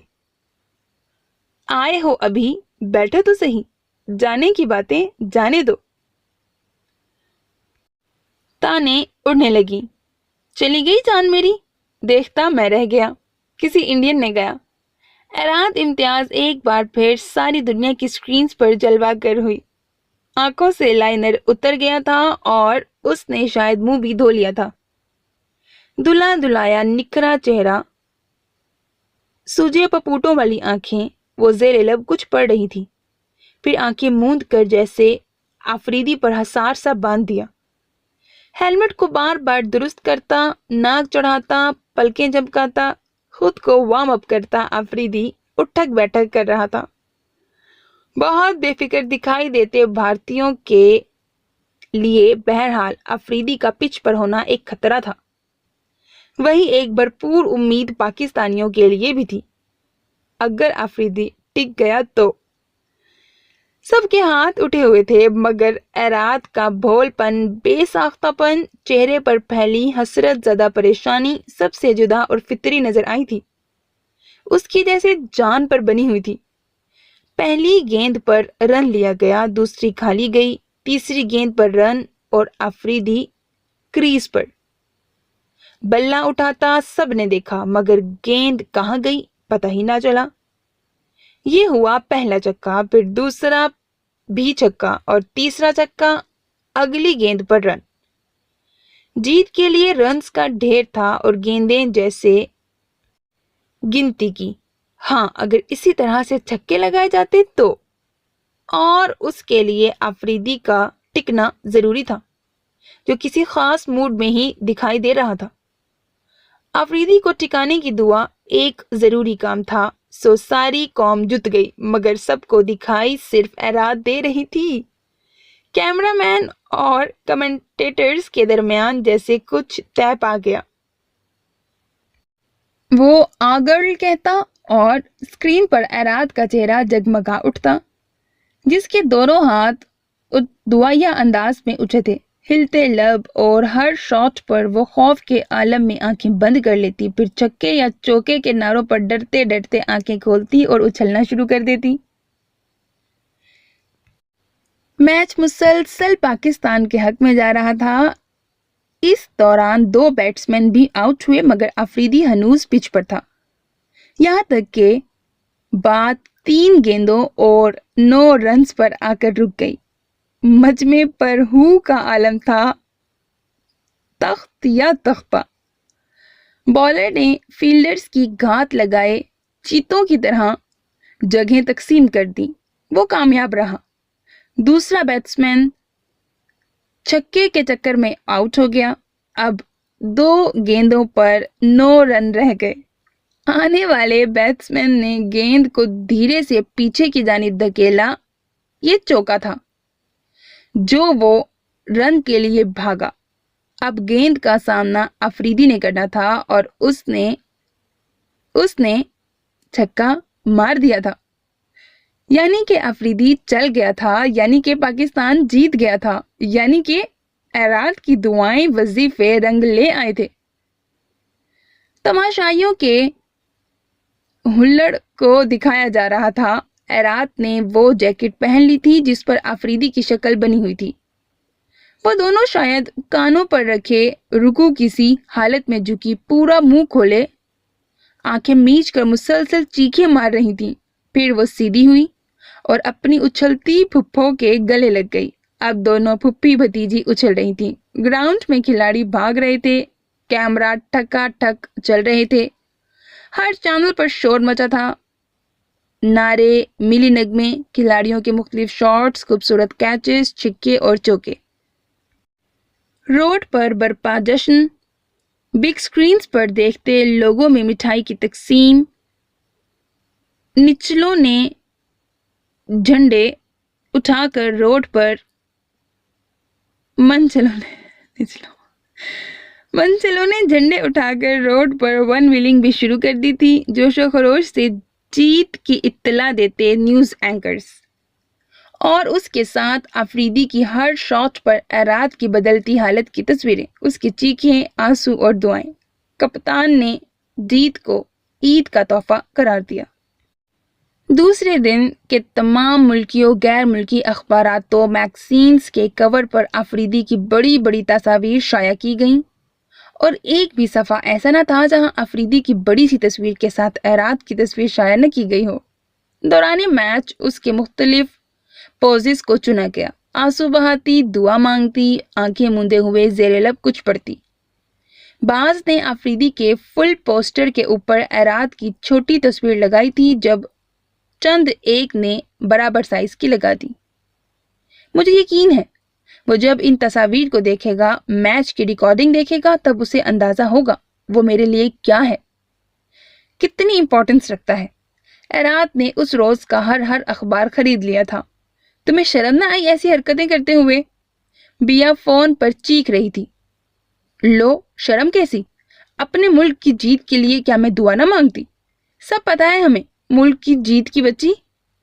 तो फिर पूछती क्यों हो? एराद भी एक ढीठ थी।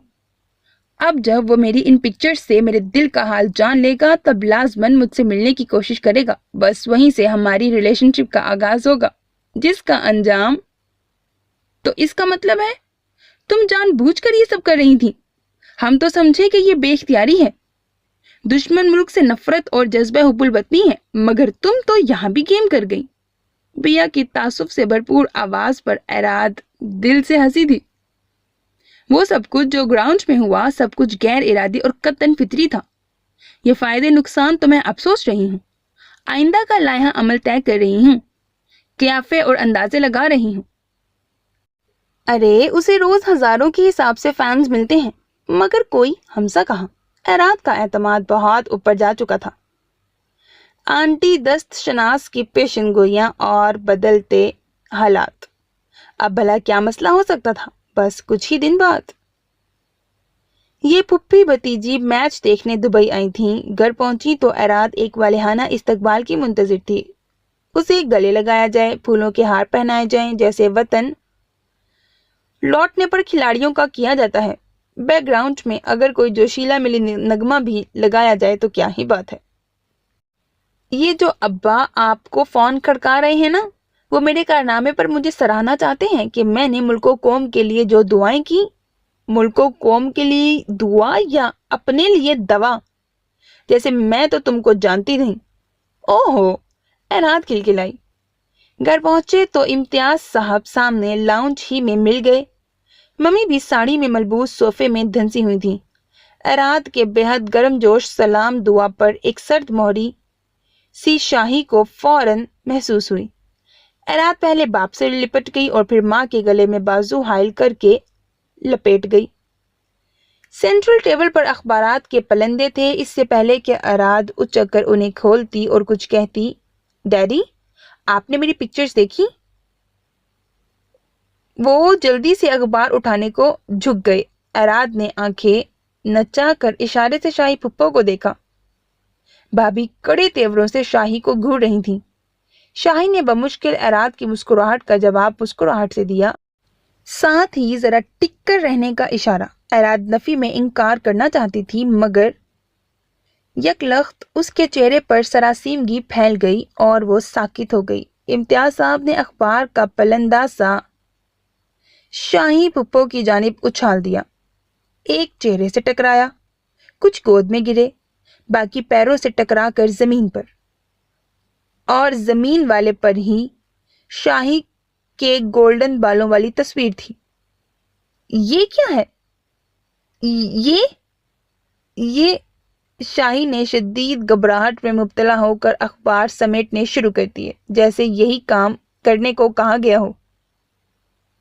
یہ اراد، وہ میچ میں وہ بچی ہے۔ میں تم سے پوچھ رہا ہوں، یہ کیا ہے؟ بھائی نے ذرا سا جھک کر اپنی شہادت کی انگلی اخبار پر ٹک ٹک بجائی، جہاں شاہی کی ایک اور تصویر تھی، دونوں ہاتھ اوپر کر کے وکٹری کا نشان۔ نیم واہ ہونٹوں سے پتہ لگتا تھا وہ ہوٹنگ بھی کر رہی تھی۔ وہ یہ سب اراد نے کہا تو اراد بچی ہے شاہجہاں۔ بھابھی اٹھ کر آ گئی۔ تمہاری عقل کہاں گئی تھی؟ خود کہو، تم جچ رہی ہو یہ سب کرتے ہوئے؟ میں نے کہا تھا اس سے یہ مانی نہیں۔ شاہی نے تھوک نگلا۔ آپ جانتے ہیں میں اسے انکار نہیں کر پاتی۔ اس کی ضد، بچے ضدیں کرتے ہی ہیں، بڑے عقل استعمال کرتے ہیں۔ بھائی نے لفظ لفظ پر زور دیا۔ ہاں مگر سوری ڈیڈی، یہ سب میری وجہ سے۔ پھپھو بالکل نہیں مان رہی تھی۔ میں نے کہا مغربی ممالک میں چھوٹا بڑا جوان بوڑھا سب ٹیم کو ہک اپ کرنے جاتے ہیں، سو وہ بھی کچھ ڈفرینٹ کچھ۔ اراد تیزی سے اٹھ کر ماں باپ کے بیچ آ کھڑی ہوئی۔ تم بیچ میں مت بولو۔ ڈیڈی نے ہاتھ اٹھایا، اور ایسی قطعیت اراد نے کب دیکھی تھی؟ فقط لہجے کی سختی پر اس کا دل بند ہو گیا۔ بولنے کی کوشش میں گلا رند گیا۔ ممی کے تم جاؤ والے اشارے پر جیسے جنبش کی سکت بھی نہ رہی۔ پیدا کرنے والی ماں کی کوئی حیثیت نہیں۔ پھپھی کو چھوٹی سے عشق ہے، بڑی کو پھپھی سے عشق ہے، اکلوتے بیٹے کو گوری سے عشق ہو گیا۔ ادھر ہم ماں باپ نوکری کو لیے اکیلے بیٹھے ہیں۔ ممی نے داستان کا رخ ہی بدل دیا۔ یہ سب آپ پھپھو کو کیوں کہہ رہی ہیں؟ اراد نے رندی ہوئی آواز میں منمنائی۔ انہوں نے کیا کیا ہے؟ تو پھر کس سے کہوں، کس سے پوچھوں؟ ادھر وہ آئرہ بھی یہی کہہ رہی ہے پھپھو کو کچھ نہ کہیں، پھپھو نے کچھ نہیں کیا۔ ساتھ ہی کہتی ہے پھپھو کی زندگی سامنے تھی۔ پتہ نہیں میں نے مردوں کے حوالے سے اپنی رائے کیوں بدلی، جبکہ مجھے شروع سے ہی پتہ تھا یہ عورتوں کو بیوقوف بنانے کے لیے، دھوکہ دینے کے لیے دنیا میں بھیجے گئے ہیں۔ مگر نہیں، قسمت خراب تھی جو باتوں میں آ گئی۔ ممی رٹو طوطے کی طرح شروع ہو گئی تھی۔ آئرہ، پھپھو اور اراد بری طرح چونکی۔ اس کا کیا ذکر؟ اس نے یہ سب کیوں کہا؟ کیا ہوا ہے؟ وہ ایسی باتیں کیوں کر رہی ہے؟ شاہجہاں کھڑی ہو گئی تھی۔ ہمیں کیا پتا کیوں کر رہی ہے؟ بیٹی ہے اندر، پوچھو جا کر۔ تم ہی کو بتائے شاید۔ ہمیں کیوں بتائے گی؟ ہم تو صرف پیدا کرنے کے گناہ گار ہیں، پالا پوسا تو تم نے ہے نا۔ غصے میں ممی کے منہ سے سچ نکل رہا تھا۔ آئرہ ادھر، وہ تو ادھر پاکستان میں تھی نا؟ وہ ہاں تھی وہ پاکستان۔ امتیاز صاحب نے بہن کو گھورا۔ کل شام ہی پہنچی ہیں روٹ کر، خفا ہو کر۔ شاہجہاں کا ہاتھ دل پر جا رکا۔ مثالیں، حکایتیں ایسے ہی تو نہیں بنتی۔ پھپھی بھتیجی ایک ذات۔ ممی نے چرکا تو شاہی کو لگایا تھا، پھر سر پکڑ کر بھی بیٹھ گئی۔ مرد عورت کے کسی بھی ہنر کو ماننے کو تیار ہی نہیں، بلکہ تسلیم ہی نہیں کرتا، نہ ہنر کا، نہ عقل کو، بلکہ عورت کو بھی۔ آئرہ کا لہجہ رونے سے بھاری تھا، مگر تلخی ہنوز تھی۔ وہ بات روک کر گالوں سے بہتے آنسوؤں کو بھی صاف کرتی تھی۔ آئرہ، ہوا کیا ہے؟ شاہی پھپھو جواب کے لیے بےتاب تھیں، ادھر تمہید ہی ختم نہیں ہوتی تھی۔ آپ کی ساری زندگی میرے سامنے تھی، پھر بھی پتہ نہیں میں کیسے بیوقوف بن گئی۔ سارے تحفظات ذہن سے نکل گئے، باتوں کا جادو چلا دیا تھا۔ آج ملاقات، کل شادی، ایسے بھی کوئی کرتا ہے؟ آئرہ خود پر متاسف تھی۔ تھوڑا وقت لیتی، وہ مجھے جانتا، میں اسے سمجھ لیتی۔ لوگ مٹی کا برتن لیتے ہوئے بھی ٹھوک بجا لیتے ہیں، میں نے آخر کیا کیا؟ نہ جانے کیا منتر پڑھ کر پھونک دیا تھا اس نے۔ میری جیسی عقل مند، پڑھی لکھی، ہنر مند لڑکی، منتر نہیں آئرہ، محبت، جو وہ تم سے بے حد بے حساب کرتا ہے۔ اور اب خدا کے لیے بتا دو معاملہ کیا ہے جو تم ایسے ایک دم اچانک اتنا بڑا فیصلہ کر کے ٹکٹ کٹا کر یہاں دبئی چلی آئیں؟ اور وہ پیچھے وہ تمہارے لائیو شوز، وہ تو سیٹ چینج ہو رہا ہے نا شو کا، تو پچھلے سال کا بسنت ویک دکھایا جا رہا ہے۔ एरात ने आयरा की आजकल की फरागत का बताया। प्यारे से दुल्हा भाई ने आखिर क्या कर दिया था? ओह आई सी। शाही पुप्पो के चेहरे पर रसानियत फैली। ऐसी अचानक गैर हाजिरी कितने बड़े स्कैंडल को जन्म दे देती। उसने क्या कहा? पुप्पो ने दोनों हाथ जोड़ दिए। आयरा ने दोनों को बारी बारी देखा। उसने हिचकी भरी। उसने कहा, किस बात की कुकिंग शो एक्सपर्ट बनती हो जब मुझे किसी बीमार के लिए खिचड़ी बनाना नहीं आती? मैं आलू गोश्त नहीं बना सकती, मैं दलिया तक नहीं बना सकती, और खिचड़ी और दलिया? उन्होंने ये बच्चों वाली खुराक क्यों खानी है? एरात की हैरत। उसे 1 हफ्ते से बुखार था। उसने चिकन वाला दलिया मांगा। मैंने इतना अच्छा स्पाइसी गरम मसाले और बघार लगाकर बनाकर दिया और उसने उसे फेंक दिया और इतना ऊंचा ऊंचा बोला कि नीचे सीढ़ियों तक आवाजें जाने लगी। आवाजें क्यों? बोल तो वो रहा था। आवाज कहो। तो क्या मैं मुंह सीख कर रखती? जवाब ना देती? वह चमक कर बोली। तुमने इतनी सी बात पर घर छोड़ दिया आयरा? इतनी मामूली बात? ये मामूली बात है पुप्पो, मेरा करियर। अगर कोई सुनता कि आयरा इम्तियाज को कुकिंग एक्सपर्ट का मियां ही उसके सारे हुनर को इस तरह डिग्रेड कर रहा है तो मेरा करियर तो खत्म हो जाता ना। उसने मुझसे शादी ही इसीलिए की थी कि मैं उसे पका पका कर खिलाती जाऊं। वो हद दर्जे बदगुमान थी। वो तो आखिरी पल तक नहीं जानते थे कि आप दरअसल हैं कौन। एरात के मुंह से निकला, तुम मर्द की चालबाजियों को नहीं समझ सकती। कह दिया है मैंने उसे, ढूंढे अपने लिए कोई आलू गोश्त और खिचड़ियां बनाने वाली खानसामन। माय गॉड, जिस तरह वो ऊंचा बोल रहा था, अगर जो कोई सुन लेता मेरा कितना मजाक बनता, दुनिया क्या क्या बातें ना बनाती। आयरा ने झुरझुरी ली। साथ ही लहजे में तमानियत उतर आई कि अच्छी करके आ गई वो आशिर के साथ, याद रखेगा। उसे मारा, उसने ताना। तो तुम्हारा क्या ख्याल है? घर टूटने पर दुनिया कोई बातें नहीं करेगी। शोबिस की लड़कियां तो वैसे भी बदनाम हैं, और तुम एक मामूली सी बात पर। शाही पुप्पो ने तेजी से कहा और यकदम जुमला अधूरा छोड़कर दोनों हाथों में मुंह छुपाकर फूट फूट कर रो पड़ी। एराद और आयरा तेजी से दाएं बाएं चिपक गईं, तो शाही ने खुद को बिजली की सी तेजी से झटका देकर जैसे उन्हें दूर करने की कोशिश की। औरत बेकसूर हो या कसूरवार, उसे हर हाल में सरेंडर करना ही होता है। और तुम तो चलो खुशकिस्मत हो कि शौहर ने एक कोताही कमी बताकर नाराजगी का इजहार किया, और ये भी खुशकिस्मती है कि तुम अपने लिए स्टैंड ले सकती हो और डट सकती हो, वरना मुझे तो आज तक ये नहीं मालूम कि किस कोताही और कमी की बिना पर जवाद के दिल पर चढ़ ही ना सकी। जैसे आज तुम खुद को मुकम्मल बेऐब समझती हो, मैं भी तुम सी ही थी।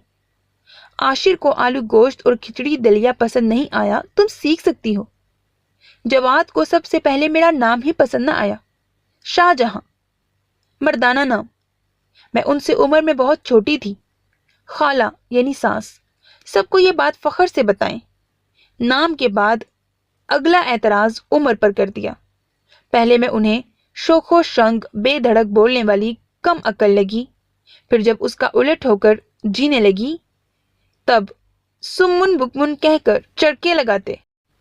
जब फौरन जवाब दिया तो मुंहपच हो गई। अटक कर ठहराव से बोलना सीखा तो किसी के आगे बोल नहीं सकती, ना जवाब देना जानती थी, दब्बो कम अकल।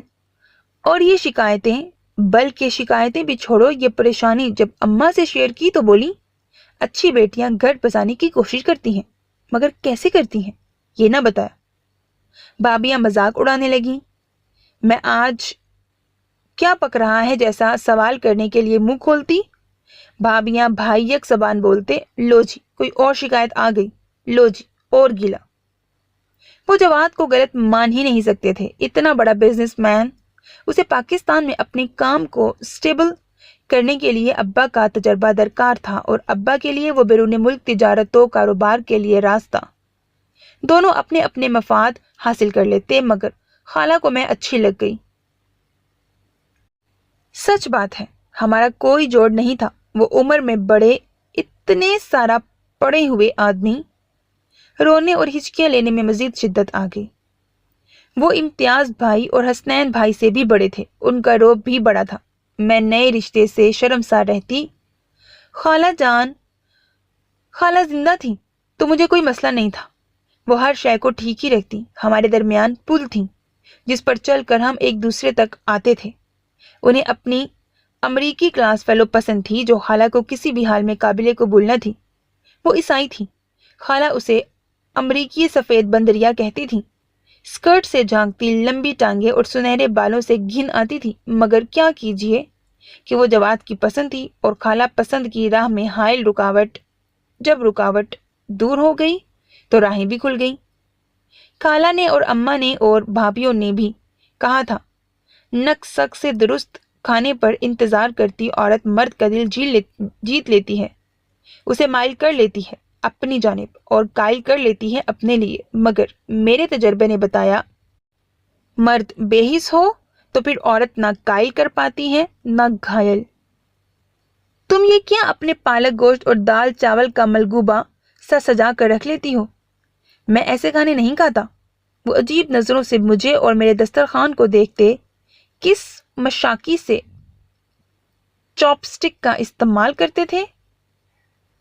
اسے چاپ سٹک کہتے ہیں؟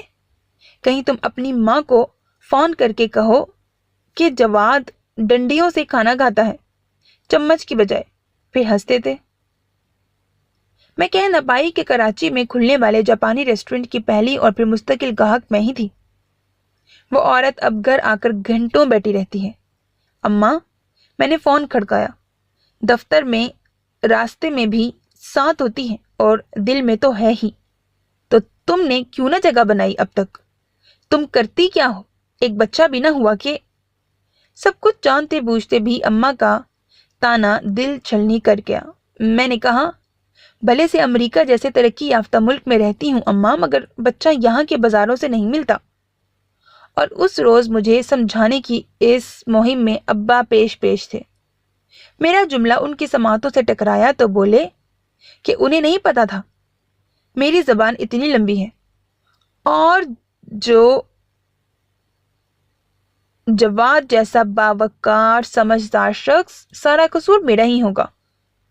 لڑکیاں خواب دیکھتی ہیں ایسے شوہر اور زندگی کے۔ پھر وہ بچہ پتہ نہیں کیسے آ گیا۔ میں خوش زیادہ تھی یا حیران زیادہ، پتہ نہیں چلا، مگر پھر پریشان ہو گئی جب انہوں نے اسے نامنظور کر دیا۔ میں نے اس بار رو رو کر اماں ابا کو فون لگایا تو وہ پہلی بار میرے ہمنوا ہو گئے۔ میں سچی لگی انہیں۔ بھائی خوش تھے، مضبوط رشتہ مضبوط ترین ہونے جا رہا تھا، مشترکہ بزنس کتنی کامیابی سے بڑھ رہا تھا۔ مگر اگلا روز جب وہ راضی نہیں ہے، ابھی فی الوقت نہیں چاہتا، تو تم بھائی منہ پھاڑ کر کیا کہیں؟ بیوی کو میاں کی مرضی پر ہی چلنا چاہیے۔ یہی سنتے سمجھتے آئے ہیں۔ بھائی کہہ رہے تھے، ہاں شاہی، تمہیں کیا پڑی ہے؟ ابھی 21ویں برس میں تو لگی ہو، انجوائے کرو لائف۔ بلکہ وہ جو تم کالج میں داخلہ لے رہی تھی وہ لو، امریکہ میں رہ کر 32 جیسی رشیدہ والی سوچ۔ بھابھیوں کے اپنے انداز تھے۔ کوئی نہیں چاہتا تھا جواد کی خفکی کا ذرا سا بھی سامان ہو، اور میں جو ہر چھوٹے بڑے معاملے پر ان سب کی رائے لیتی تھی، جو کہہ دیتے مان لیتی، پہلی بار انکاری ہو گئی۔ ادھر سب لوگ حیران تھے تو جواد بھی ششتر رہ گئے، اور انہیں تو جیسے ایسے ہی کسی موقع کی تلاش تھی۔ بیٹے کی پیدائش کی اطلاع جب بھائی نے دی، تب لمحہ بھر کے سکوت کے بعد وہ اس ٹینڈر کا پوچھنے لگے جس کا ملنا بہت اہم تھا۔ ابا نے ایک بار اس موضوع پر بات کرنے کی کوشش کی تو بولے، کاروباری گفتگو میں گھریلو باتیں اچھی نہیں لگتی، اور ابا نے بلکہ کسی نے بھی پلٹ کر نہ پوچھا کہ کیوں۔ ہاں، سب مجھے مورد الزام ٹھہراتے تھے، گھر والے باہر والے، ایک دنیا۔ گھر اجڑ جائے تو قصوروار عورت ہی ہوتی ہے۔ آج تم لوگوں کا اپنے ابا کے سامنے بحث کرنا، دلائل دینا دیکھتی ہوں تو حیران ہوتی ہوں۔ میں لب کھولتی تھی تو ابا ہاتھ اٹھا کر منہ سے کچھ کہے بنا خاموش کا ایسا تاثر دیتے کہ دنوں باز گشت ہوتی رہتی۔ بھائیوں کے پاس گئی، انہوں نے کہا، ایسے ہی سوال جواب جواد کے آگے بھی کرتی ہوگی۔ ہاں، جبھی تو بھابیاں تائید کرتی، اور 10 سال بعد جب وہ شاہ میر سے ملنے آئے ہمیں لینے، وہ استہزائیہ ہنسی، آنسو خشک ہو چکے تھے، سامعین کے بہہ رہے تھے۔ البتہ آگے کی کہانی آئرہ کو یاد تھی، اسے اتنے پڑھے لکھے پھوپھا پسند آئے تھے، سارا گھر خوش تھا۔ تجدید تعلق، اب پھپھو اور شاہ میر اپنے گھر چلے جائیں گے۔ پھپھا شاہی پھپھو سے کم گفتگو کرتے تھے، ہاں سب گھر والوں سے بڑا خوشگوار ملنسار رویہ، نئے کاروباری تقاضوں کے حوالے سے سیر حاصل گفتگو، ایک جوش و خروش تبدیلی۔ وہ ہر ایک کے لیے تحفہ تحائف لائے تھے، سب خوش تھے، بالخصوص شاہ میر، وہ تو اپنے پاپا سے یوں گھلا جیسے انہی کے ساتھ رہتا ہو، دوستی، ساتھ، کوئی اجنبیت نہیں، گھنٹوں باتیں کرتے، گھومتے پھرتے۔ وہ پھوپھا کی اجازت سے شاہ میر کو اپنا آبائی گاؤں دکھانے 3 دن لے گئے، اندرون سندھ، شکار پر بھی، بوٹنگ کے لیے بھی۔ سب نے سن رکھا تھا پھپھو کے آنے کے بعد پھوپھا نے اپنی اسی دوست سے شادی کر لی تھی۔ آئرہ نے ماں کو یہ کہتے بھی سنا کہ اس عورت کی اولاد نہیں ہوئی۔ جب ہی شاہ میر یاد آ گیا اور امریکی خون کب ایک گھونٹے سے بندھا رہتا ہے، بھاگ گئی ہوگی۔ اور خالہ زاد ہے شاہجہاں، جواد کو لوٹنا تو تھا ہی۔ پھپھا شاپنگ پر بھی لے کر جاتے، شاہی پھپھو کو بھی لے گئے۔ کسی نئے پروجیکٹ کے لیے پورٹ قاسم کے علاقے جاتے تو شاہ میر 3 دن کے لیے باپ کے ساتھ چلا جاتا اور واپسی پر بے انتہا خوش ہوتا، ایک ایک کو وہاں گزارے پل پل کی خبریں سناتا، پاپا کی تعریفیں الگ۔ اور ایسے ہی ایک وزٹ سے واپسی جب مقررہ وقت سے گزر گئی اور باپ بیٹا نہ لوٹے، تب اس نے 100 برے خیال سوچے، مگر وہی ایک نہیں جو ظہور پذیر ہوا تھا۔ باپ بیٹا امریکہ جا چکے تھے۔ 100 فون کالز کے بعد جواد کا خشک روکھا 2 ٹوک لہجہ گھر والوں کے لیے اجنبی تھا، شاہی کے لیے نہیں۔ ہاں وہ میرا بیٹا تھا اور میں اسے اپنے ساتھ لے گیا، برائے مہربانی اس معاملے کو یہیں ختم کر دیں، ورنہ عمریں گزر جائیں گی پیشیاں بھگتتے بھگتتے، اور یہاں کسی کے اندر پیشیاں بھگتنے مقدمے کرنے کی ہمت نہیں تھی، وقت نہیں تھا۔ لیکن اگر شاہی نے، وہ اتنی آسانی سے ٹھنڈی ہو کر کیوں بیٹھے گی؟ اتنا بڑا دھوکہ، جان بند تھی اس کی بیٹے میں۔ اور شاہی پھپھو کا چہرہ اس وقت ایک ایسی لاش کا لگا جس کے جسم سے خون نچوڑ کر سفیدی رگوں میں انجیکٹ کر دی گئی ہو۔ برفیلے عجائب گھر کے مجسموں کے جسموں میں بھی بنانے والوں کے ہاتھوں کی گرمی ہوتی ہے، شاہی اس سے بھی ٹھنڈی۔ اور ابا کے جملوں نے سب کو حیران کر دیا، انہیں پہلی بار اپنے ارد گرد سچائی رقص کرتی محسوس ہوئی، جتاتی، ہنستی، منہ چڑھاتی سچائی۔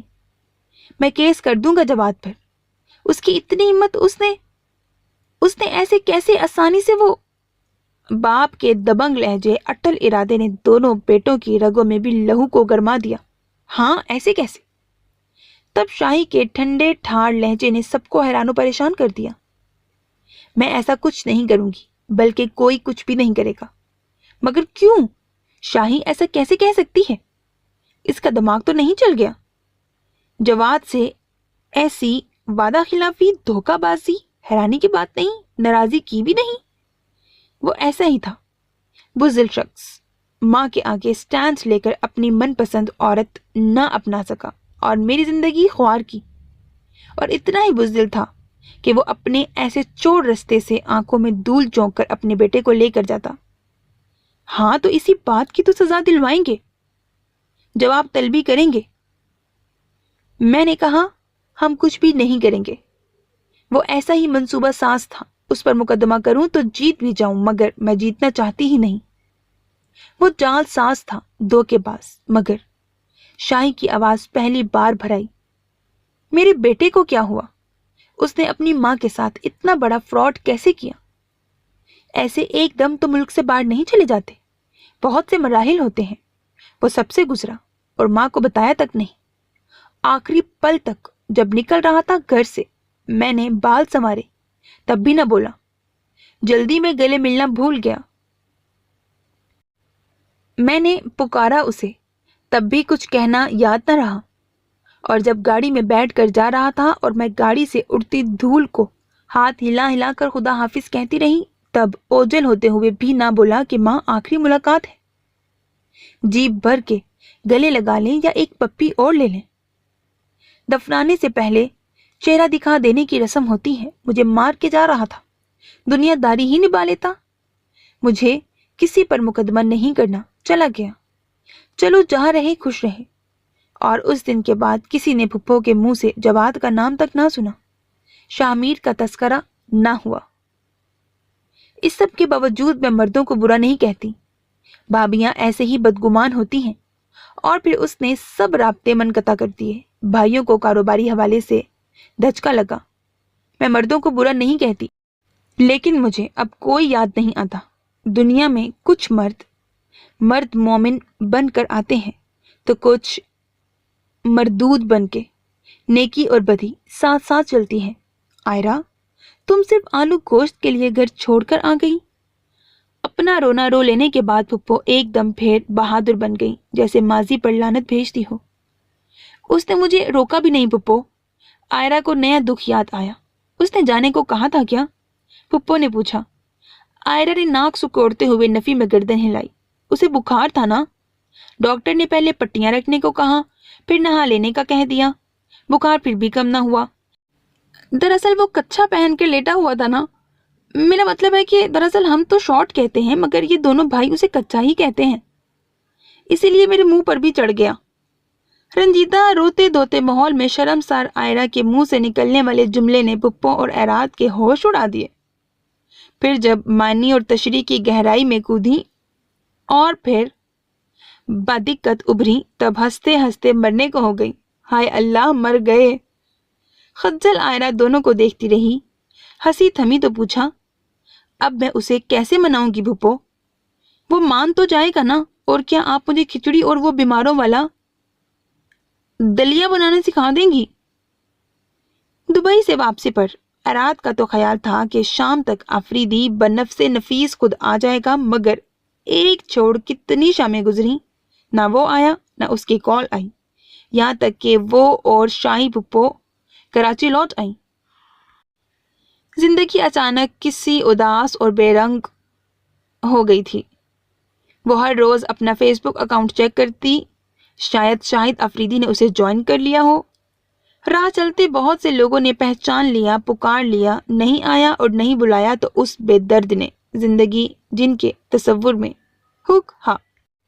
لیکن آنٹی دست شناس نے کہا تو غلط تو نہیں ہوگا نا؟ سوچ سوچ کر سر دکھ گیا۔ مجھے ان کو کال کر کے ان سے آگے کے بارے میں پوچھنا چاہیے۔ ایک فیصلے پر پہنچ کر وہ مطمئن ہو گئی۔ اگلے روز شاہی پھپھو کے پیچھے پڑ گئی اور چہرے پر جو امید اور مایوسی کا ملا جلا تاثر تھا وہ پھپھو کو مجبور کر گیا۔ دونوں نینا کے گھر پہنچ گئیں۔ آنٹی ایراد کو دیکھ کر ایسے خوش ہوئیں جیسے برسوں کے وچھوڑے کی ملن گھڑی ہو۔ دونوں ہاتھوں کو دائیں بائیں پھیلا کر ایراد کو وہیں گھیر لیا۔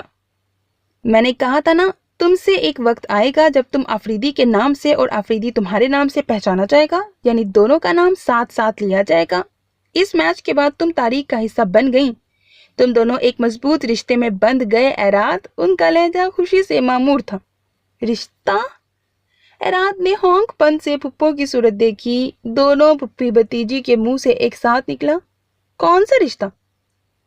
ایک فنکار اور پرستار کا رشتہ، ایک پاکیزہ اور انمول رشتہ، ایک ایسا رشتہ جس پر کوئی حد نہیں لگتی، جسے ہر معاشرے میں عزت اور محبت ملتی ہے، قدر کی نگاہ سے دیکھا جاتا ہے۔ لوگ جب آفریدی کی اس شاندار اننگز کو یاد کریں گے، تم لامحالہ یاد آؤ گی۔ تمہارے ذکر کے بغیر اس فتح کا ذکر ادھورا رہے گا۔ دراصل یہ رشتہ۔ کیا رشتہ؟ کیسا رشتہ؟ ایراد کی آواز پھٹ جانے کو ہو گئی۔ مجھے نہیں چاہیے ایسا رشتہ، مجھے تو۔ وہ شدت غم سے مزید بول نہ سکی۔ آنٹی نے اچھمبے سے اس کی غم زدہ صورت دیکھی۔ یہ رشتہ نہیں تو کون سا رشتہ؟ کیسی شہرت؟ تم چاہتی کیا تھی؟ میں نے کیا جانا ہے؟ ایراد اپنے ہاتھ چھڑا کر صوفے پر دھب سے بیٹھی۔ وہ تو میرا آئیڈیل تھا، مجھے شادی کرنی تھی اس سے، مگر اس روز تو تم کچھ اور ہی پوچھ رہی تھی۔ آنٹی کو وہ دن انو من یاد تھا۔ انو من نہیں، मनोअन्या था।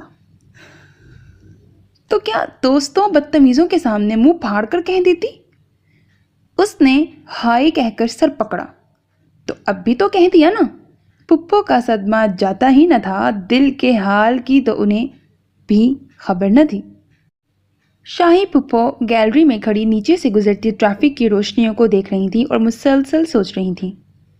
इम्तियाज भाई ने कहा था, तुम्हारे ये तमाशे हुलिया देखकर लोग क्या क्या न सोचेंगे। और शाहजहां ने सोचा, लोगों को दूसरों के बारे में सोचने की क्या जरूरत है, इतना वक्त किसके पास है, और अगर सोचेंगे भी तो भला क्या। और यहाँ पर जवाबात में तजाद था, मगर एक चीज यकसा थी, सब मजाक उड़ाएंगे, ठट्ठा लगाएंगे कि घर उजाड़ कर कितनी खुशोखुर्म बैठी हैं, इसी का कसूर होगा। होती हैं बाज औरतें इस फितरत की जो अपनी आज़ादी और खुशी के लिए सब कुछ कुर्बान कर देती हैं। बेटे के बगैर कैसी शादाओं फरहा है। बाप भाइयों ने तो कहा था, हम बेटे के हसूल के लिए केस कर देते हैं, मगर इसी ने मना कर दिया। थी ही सख्त दिल, जभी तो आज़ाद अकेली रहती है, अच्छे लिबास पहनती है, मेकअप, हंसी मजाक, हाँ खुश हों तो बेहिस।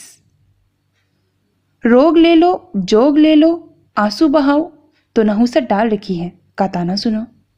तो जब हर दो सूरत सुनना ही है तो खुश क्यों न रहा जाए। बार बार सुनने से लतीफ़े से हंसी गायब हो जाती है। ऐसे ही एक ही गम को जिंदगी भर रोया कैसे जा सकता है।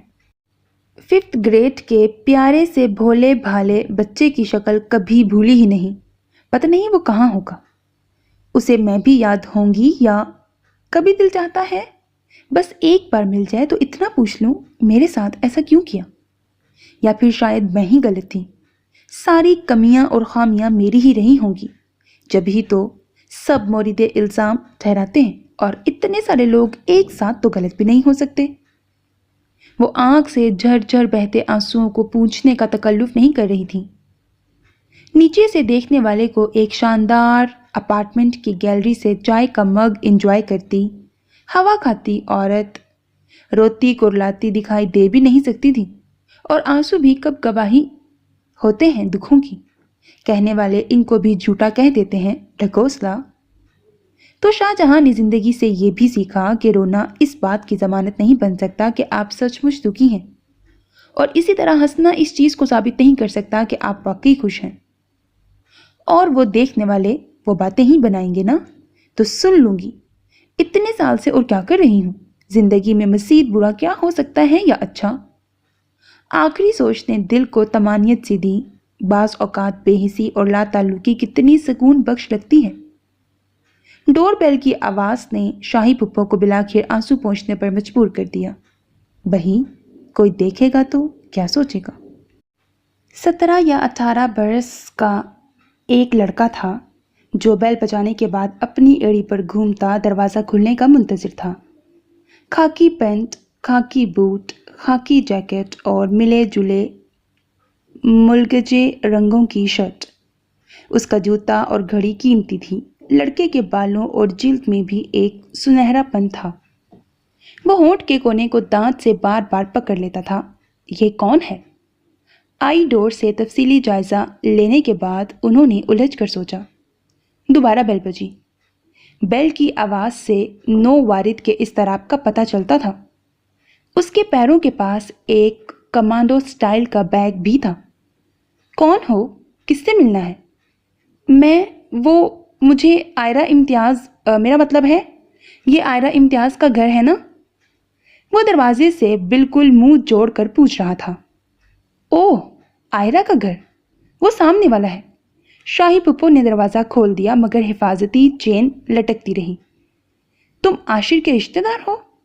नो वारिद ने बैग उठाकर अपना रुख सामने वाले घर की तरफ कर लिया। नहीं, मैं आयरा इम्तियाज़ का, वो मेरी कज़न है, मैं उनकी पुप्पो का बेटा हूँ। जुमला मुकम्मल करते हुए वो आशिर के घर की बेल बजा चुका था, रुख फेर चुका था, जब शाही ने अपना दरवाज़ा पूरा का पूरा खोल दिया। शाहमीर का ध्यान उधर नहीं था। वो बहुत उजलत और बेचैनी के आलम में बेल पर उंगली रख के भूल गया था। शाही ने उसका शाना सख्ती से पकड़ा था और पलक झपकते उसका रुख अपनी जानिब मोड़ लिया। और मैं आयरा इम्तियाज की फुप्पो हूँ। शाहमीर किसी वहम में मुब्तला नहीं हुआ। रुख फेरते ही पहली निगाह में वो पहचान की तमाम मंजिलें तय कर चुका था। वो कोई उन्हें भूला थोड़ी था। नक्श नक्श अज़ पर था। कुछ बाइख्तियार होकर उन्हें ढूंढने पाने के लिए जाना सब मकासद से हटकर बड़ा मकसद था। वो उसके पीछे क्यों ना आई? उससे इतनी मोहब्बत करती थीं, उससे लिपटे बगैर उन्हें नींद ही ना आती थी। वो सोचता वो इतने सालों से जाग रही होंगी क्या? उसने बाप से उनके बारे में पूछना छोड़ दिया था। वो इस मौजू पर बात करने ही न देते थे। तुम मेरे बेटे थे, इसीलिए मेरे पास हो। ये सारी जायदाद, बिजनेस सब तुम्हारा है। तुम्हें किस चीज़ की कमी है? एंजॉय करो जिंदगी। तुम्हारे बाप ने तुम्हारे लिए सब कुछ जमा कर लिया है।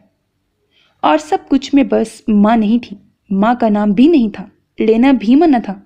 वो बस सोचता वो जुदाई में अंधी ना हो गई हो, या बोलना भूल गई हो, या हंसना। इम्तियाज भाई ने कहा था शाहजहां को यूं उछल कूद मचाते स्क्रीन पर किस किस ने ना देखा होगा। अल्लाह जाने किस किस ने देखा ना देखा, मगर शाहमीर ने देख लिया, पहचान लिया और हैरान भी रह गया। वो मुतज़लज़ल सोचों के साथ जी रहा था। कभी उनसे गिला होता कि वो उसके पीछे क्यों ना आई, कभी खुद को मोरिज़े इल्ज़ाम ठहराता। उसे जाना चाहिए था ना। वो मरकज़ से हटा था, वो तो वहीं थी ना, मगर हर बार रुक जाता। लेकिन अब जैसे इस तराब को किनारा मिल गया। वो उसके बगैर इतनी खुश। एक बार पूछ तो आए। बदगुमानी सी बदगुमानी। बाप की कहीं बहुत सी बातें दुरुस्त लगने लगी, मगर अभी जब उसने कहा मैं आयरा इम्तियाज की फुप्पो का बेटा हूं, और पुश्त से आवाज उभरी और मैं आयरा इम्तियाज की फुप्पो हूं, उनके मुंह से निकला अम्मी। वो शाहजहां से लिपट गया था, मेरी अम्मी। और उसके बेहदो बेहिसाब गिलों के जवाब में शाहजहां ने अपने दिल की एक एक बात उसे बता दी जो कभी किसी से ना कही थी। और ये तो बिल्कुल अलग दास्तान थी उससे, जिसकी बिंत खुद उसने की थी, कभी काट कर, कभी इजाफों से, और उससे भी जो जवाब उसे बताते थे वो उनसे खुफगी का इजहार करना चाहता था। वो उससे खफा होकर बैठी थी। पापा मुझे अमेरिका ले गए थे, मैं वहाँ से आ नहीं सकता था। पापा ने मुझे वहाँ के स्कूल और हॉस्टल में एडमिशन करा दिया। मैं कहीं जा नहीं सकता, और मुझसे मिलने के लिए उनके अलावा कोई आ नहीं सकता था, जैसे मैं किसी खुफिया एजेंसी का एजेंट हूँ। और फिर उन्होंने आपको इतना डिग्रेड किया कि वो लब भींच गया। मैंने आप तक पहुँचने के लिए कितनी मेहनत की है। शनाख्ती कार्ड बनने के बाद किराया जमा करना, वीज़ा हासिल करना, ये सब मुश्किल था अम्मी। मैंने आपसे रब्ता करने के लिए कितनी कोशिशें की हैं। वो रो पड़ा। कुछ देर पहले भी शाहजहां की आंखें आंसुओं से लबरेज थीं, अब भी आंसू। तो तय ये पाया आंसू का रंग होना चाहिए था। खुशी के लिए गुलाबी, सुर्ख, अनाबी, नारंगी, दुख के सियाह, गम के सुरमई, उदासी के जर्द, सुख के सफ़ेद दूधिया। और आंसुओं में खुशबू भी होती तो क्या बात थी। दिल खुश हो जाए ना तो ऐसे अछूते ख्याल ही आते हैं, कभी आजमा कर देखना पड़ेगा। ऐन उसी लम्हे बिया सर पकड़े बैठी थी। आंटी की पेशन गोई के मुताबिक उसे ख्वाबों का शहजादा तो मिल गया था, मगर ये एक भूखा शहजादा था जो हर शय खा जाना चाहता था। कोई नसीहत उस पर असर न करती। बिया को उसके लिए मनपसंद पकवान बना कर देना मसला नहीं था। बात दरअसल दुख की थी कि अगर वो इतने अच्छे खाने बनाती तो क्या खुद ना खाती। ये जुल्म होता उसकी अपनी ज़ात पर, इसीलिए ऐसा काम क्यों करे जिससे दिल इतना दुखे। हर लिहाज से आइडियल शौहर में इतना बड़ा फॉल्ट, काश किसी तरह पहले पता चल जाता। और ऐसा ही एक काश अबू ज़र के पास भी था। बीवी दिलो जान से प्यारी थी, मगर अंदाजे की इतनी बड़ी गलती कैसे हो गई, और हो गई तो हो गई, मगर उसे सुधारा कैसे जाए। دونوں اپنی اپنی جگہ ایک دوسرے کو سدھارنے کی کوشش کر رہے تھے اور خود کو ہی درست سمجھتے تھے۔ یہ ایک ایسا سوال تھا جس کو کسی بھی فارمولے سے حل کیا جائے جواب غلط ہی آتا ہے۔ اتنے اچھے میاں بیوی، ہر لحاظ سے آئیڈیل، مگر عاشر کو صبح صبح ایرات نے فون کر کے بتا دیا تھا آئرہ آ گئی ہے، سو رہی ہے۔ عاشر کا دل بند ہوا۔ وہ ابھی تک خفا تھی، جب ہی تو اپنے گھر آنے کے بجائے پپو کے گھر آئی۔ غلطی بھی تو اسی کی تھی، بس وہ بخار میں مبتلا ہو کر سر پر چڑھ گیا تھا، بخار گھر سے نکلنے ہی کیوں دیا؟ اب ایسا کیا کرے کہ وہ مان جائے؟ صبح ہوتے ہی ہاتھ پکڑ کر لے آؤں گا، چیخے گی چلائے گی مگر میں منا لوں گا۔ اب یہ اتنا بھی مشکل نہیں، کان پکڑ لوں گا۔ وہ ہر طریقے سے خود کو قائل کر رہا تھا کہ کس طریقے سے اسے منایا جائے۔ عاشر رومانٹک تھا، مگر آئرہ جتنی پریکٹیکل تھی اتنا تو پریکٹیکل لیب بھی نہیں ہوتا تھا۔ موم بتیوں اور گلاب کے سرخ پھولوں کے ساتھ منانا عاشر کو پسند تھا، مگر آئرہ نے پچھلی بار گلاب کے جا بجا پھیلے پھولوں کو دیکھ کر تعصب کا اظہار کیا تھا۔ ایسے ہی پھول جا بجا بکھیر دیے۔ مجھ سے ایک کالر نے گلقند بنانے کی فرمائش کی تھی، ذہن ہی سے نکل گیا۔ اب پلیز یہ تو شاپر میں موجود ہے نا، ان کا حشر نہ کریں۔ اور اس کے بعد عاشر نے کیا کیا نہ سوچا، وہ جانے یا خدا جانے۔ لیکن ابھی ہاتھ پکڑ کر لانے کا منصوبہ دھرا کا دھرا رہ گیا کہ وہ سوتا رہ گیا۔ جب آنکھ کھلی تو کھڑکی سے دیکھا، وہ سیاہ جینز، لیمن شرٹ، وہی شاپرز کا ڈھیر اٹھائے اپنی مغرور ادا سے چلتی جا رہی تھی۔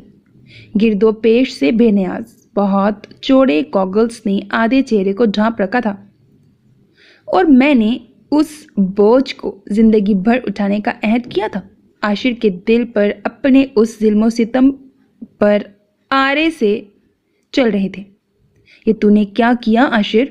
خود کو کوسنے کے بعد وہ آئرہ والا کوکنگ چینل کھول کر بیٹھ گیا، حالانکہ شو شروع ہونے میں بڑا وقت تھا۔ پھر جب اسکرین پر تیار شیار بے حد پیاری آئرہ امتیاز جلوہ گر ہوئی، تب عاشر دل تھام کر رہ گیا۔ وہ اپنے وہی مخصوص پنیر پکوڑے، براؤن کڑی اور ڈیزرٹ بنا رہی تھی، ساتھ ہی لائیو کالز کا سلسلہ بھی تھا۔ آئرہ جی، کہتے ہیں مرد کے دل کا راستہ معدے سے گزرتا ہے، میرے میاں مجھ سے خفا ہیں، پلیز کچھ ایسا پکانا سکھا دیں وہ مان جائیں، ایک کالر بن بن کر کہہ رہی تھی۔ آئرہ نے پتیلی میں چمچہ لہرا کر آنچ دھیمی کی اور مسکرائی۔ کھانے کے لیے آلو گوشت بنا لیں اور کھبکی کے لیے بنا لیں، جیسے کہ میں۔ سوری عاشر، غلطی میری تھی، پلیز۔ عاشر کے سر پر چھت گر پڑتی، تب بھی کیمرے کی آنکھ میں آنکھ ڈال کر بولتی آئرہ کے جملے سے جو تباہی دل پر برپا ہوئی۔ بھائی، میرے میاں خفا ہوں تو میں تو کم از کم ایسے ہی مناؤں۔ اگر آپ غلطی پر ہیں تو پہل کر لینی چاہیے، اور اگر غلطی آپ کی نہیں ہو تب بھی آگے بڑھ کر کہہ دیں کہ چلیں اب بس بھی کر دیں، دوستی کر لیں، انہیں خود احساس ہو جائے گا۔ تسلی سے بیٹھا عاشر کھڑا ہو گیا، اس کے کانوں میں سائیں سائیں ہونے لگی۔ آئرہ، اور ایسا انداز؟ اس نے کالر کا مسئلہ بھی حل کیا، معافی بھی مانگ لی اور بات کو سنبھال بھی لیا۔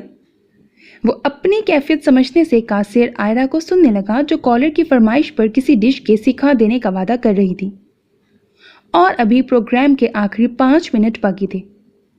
جب تیمور نے بھابھی کہہ کر انگلی سے کچھ ایسے اشارے کیے جو آئرہ کے سر سے گزرے، پھر اس نے دیکھا کیمرہ مین سے بہت پیچھے وہ عاشر تھا، دونوں ہاتھ کان پر دھرے تھے، چہرہ شرمسار۔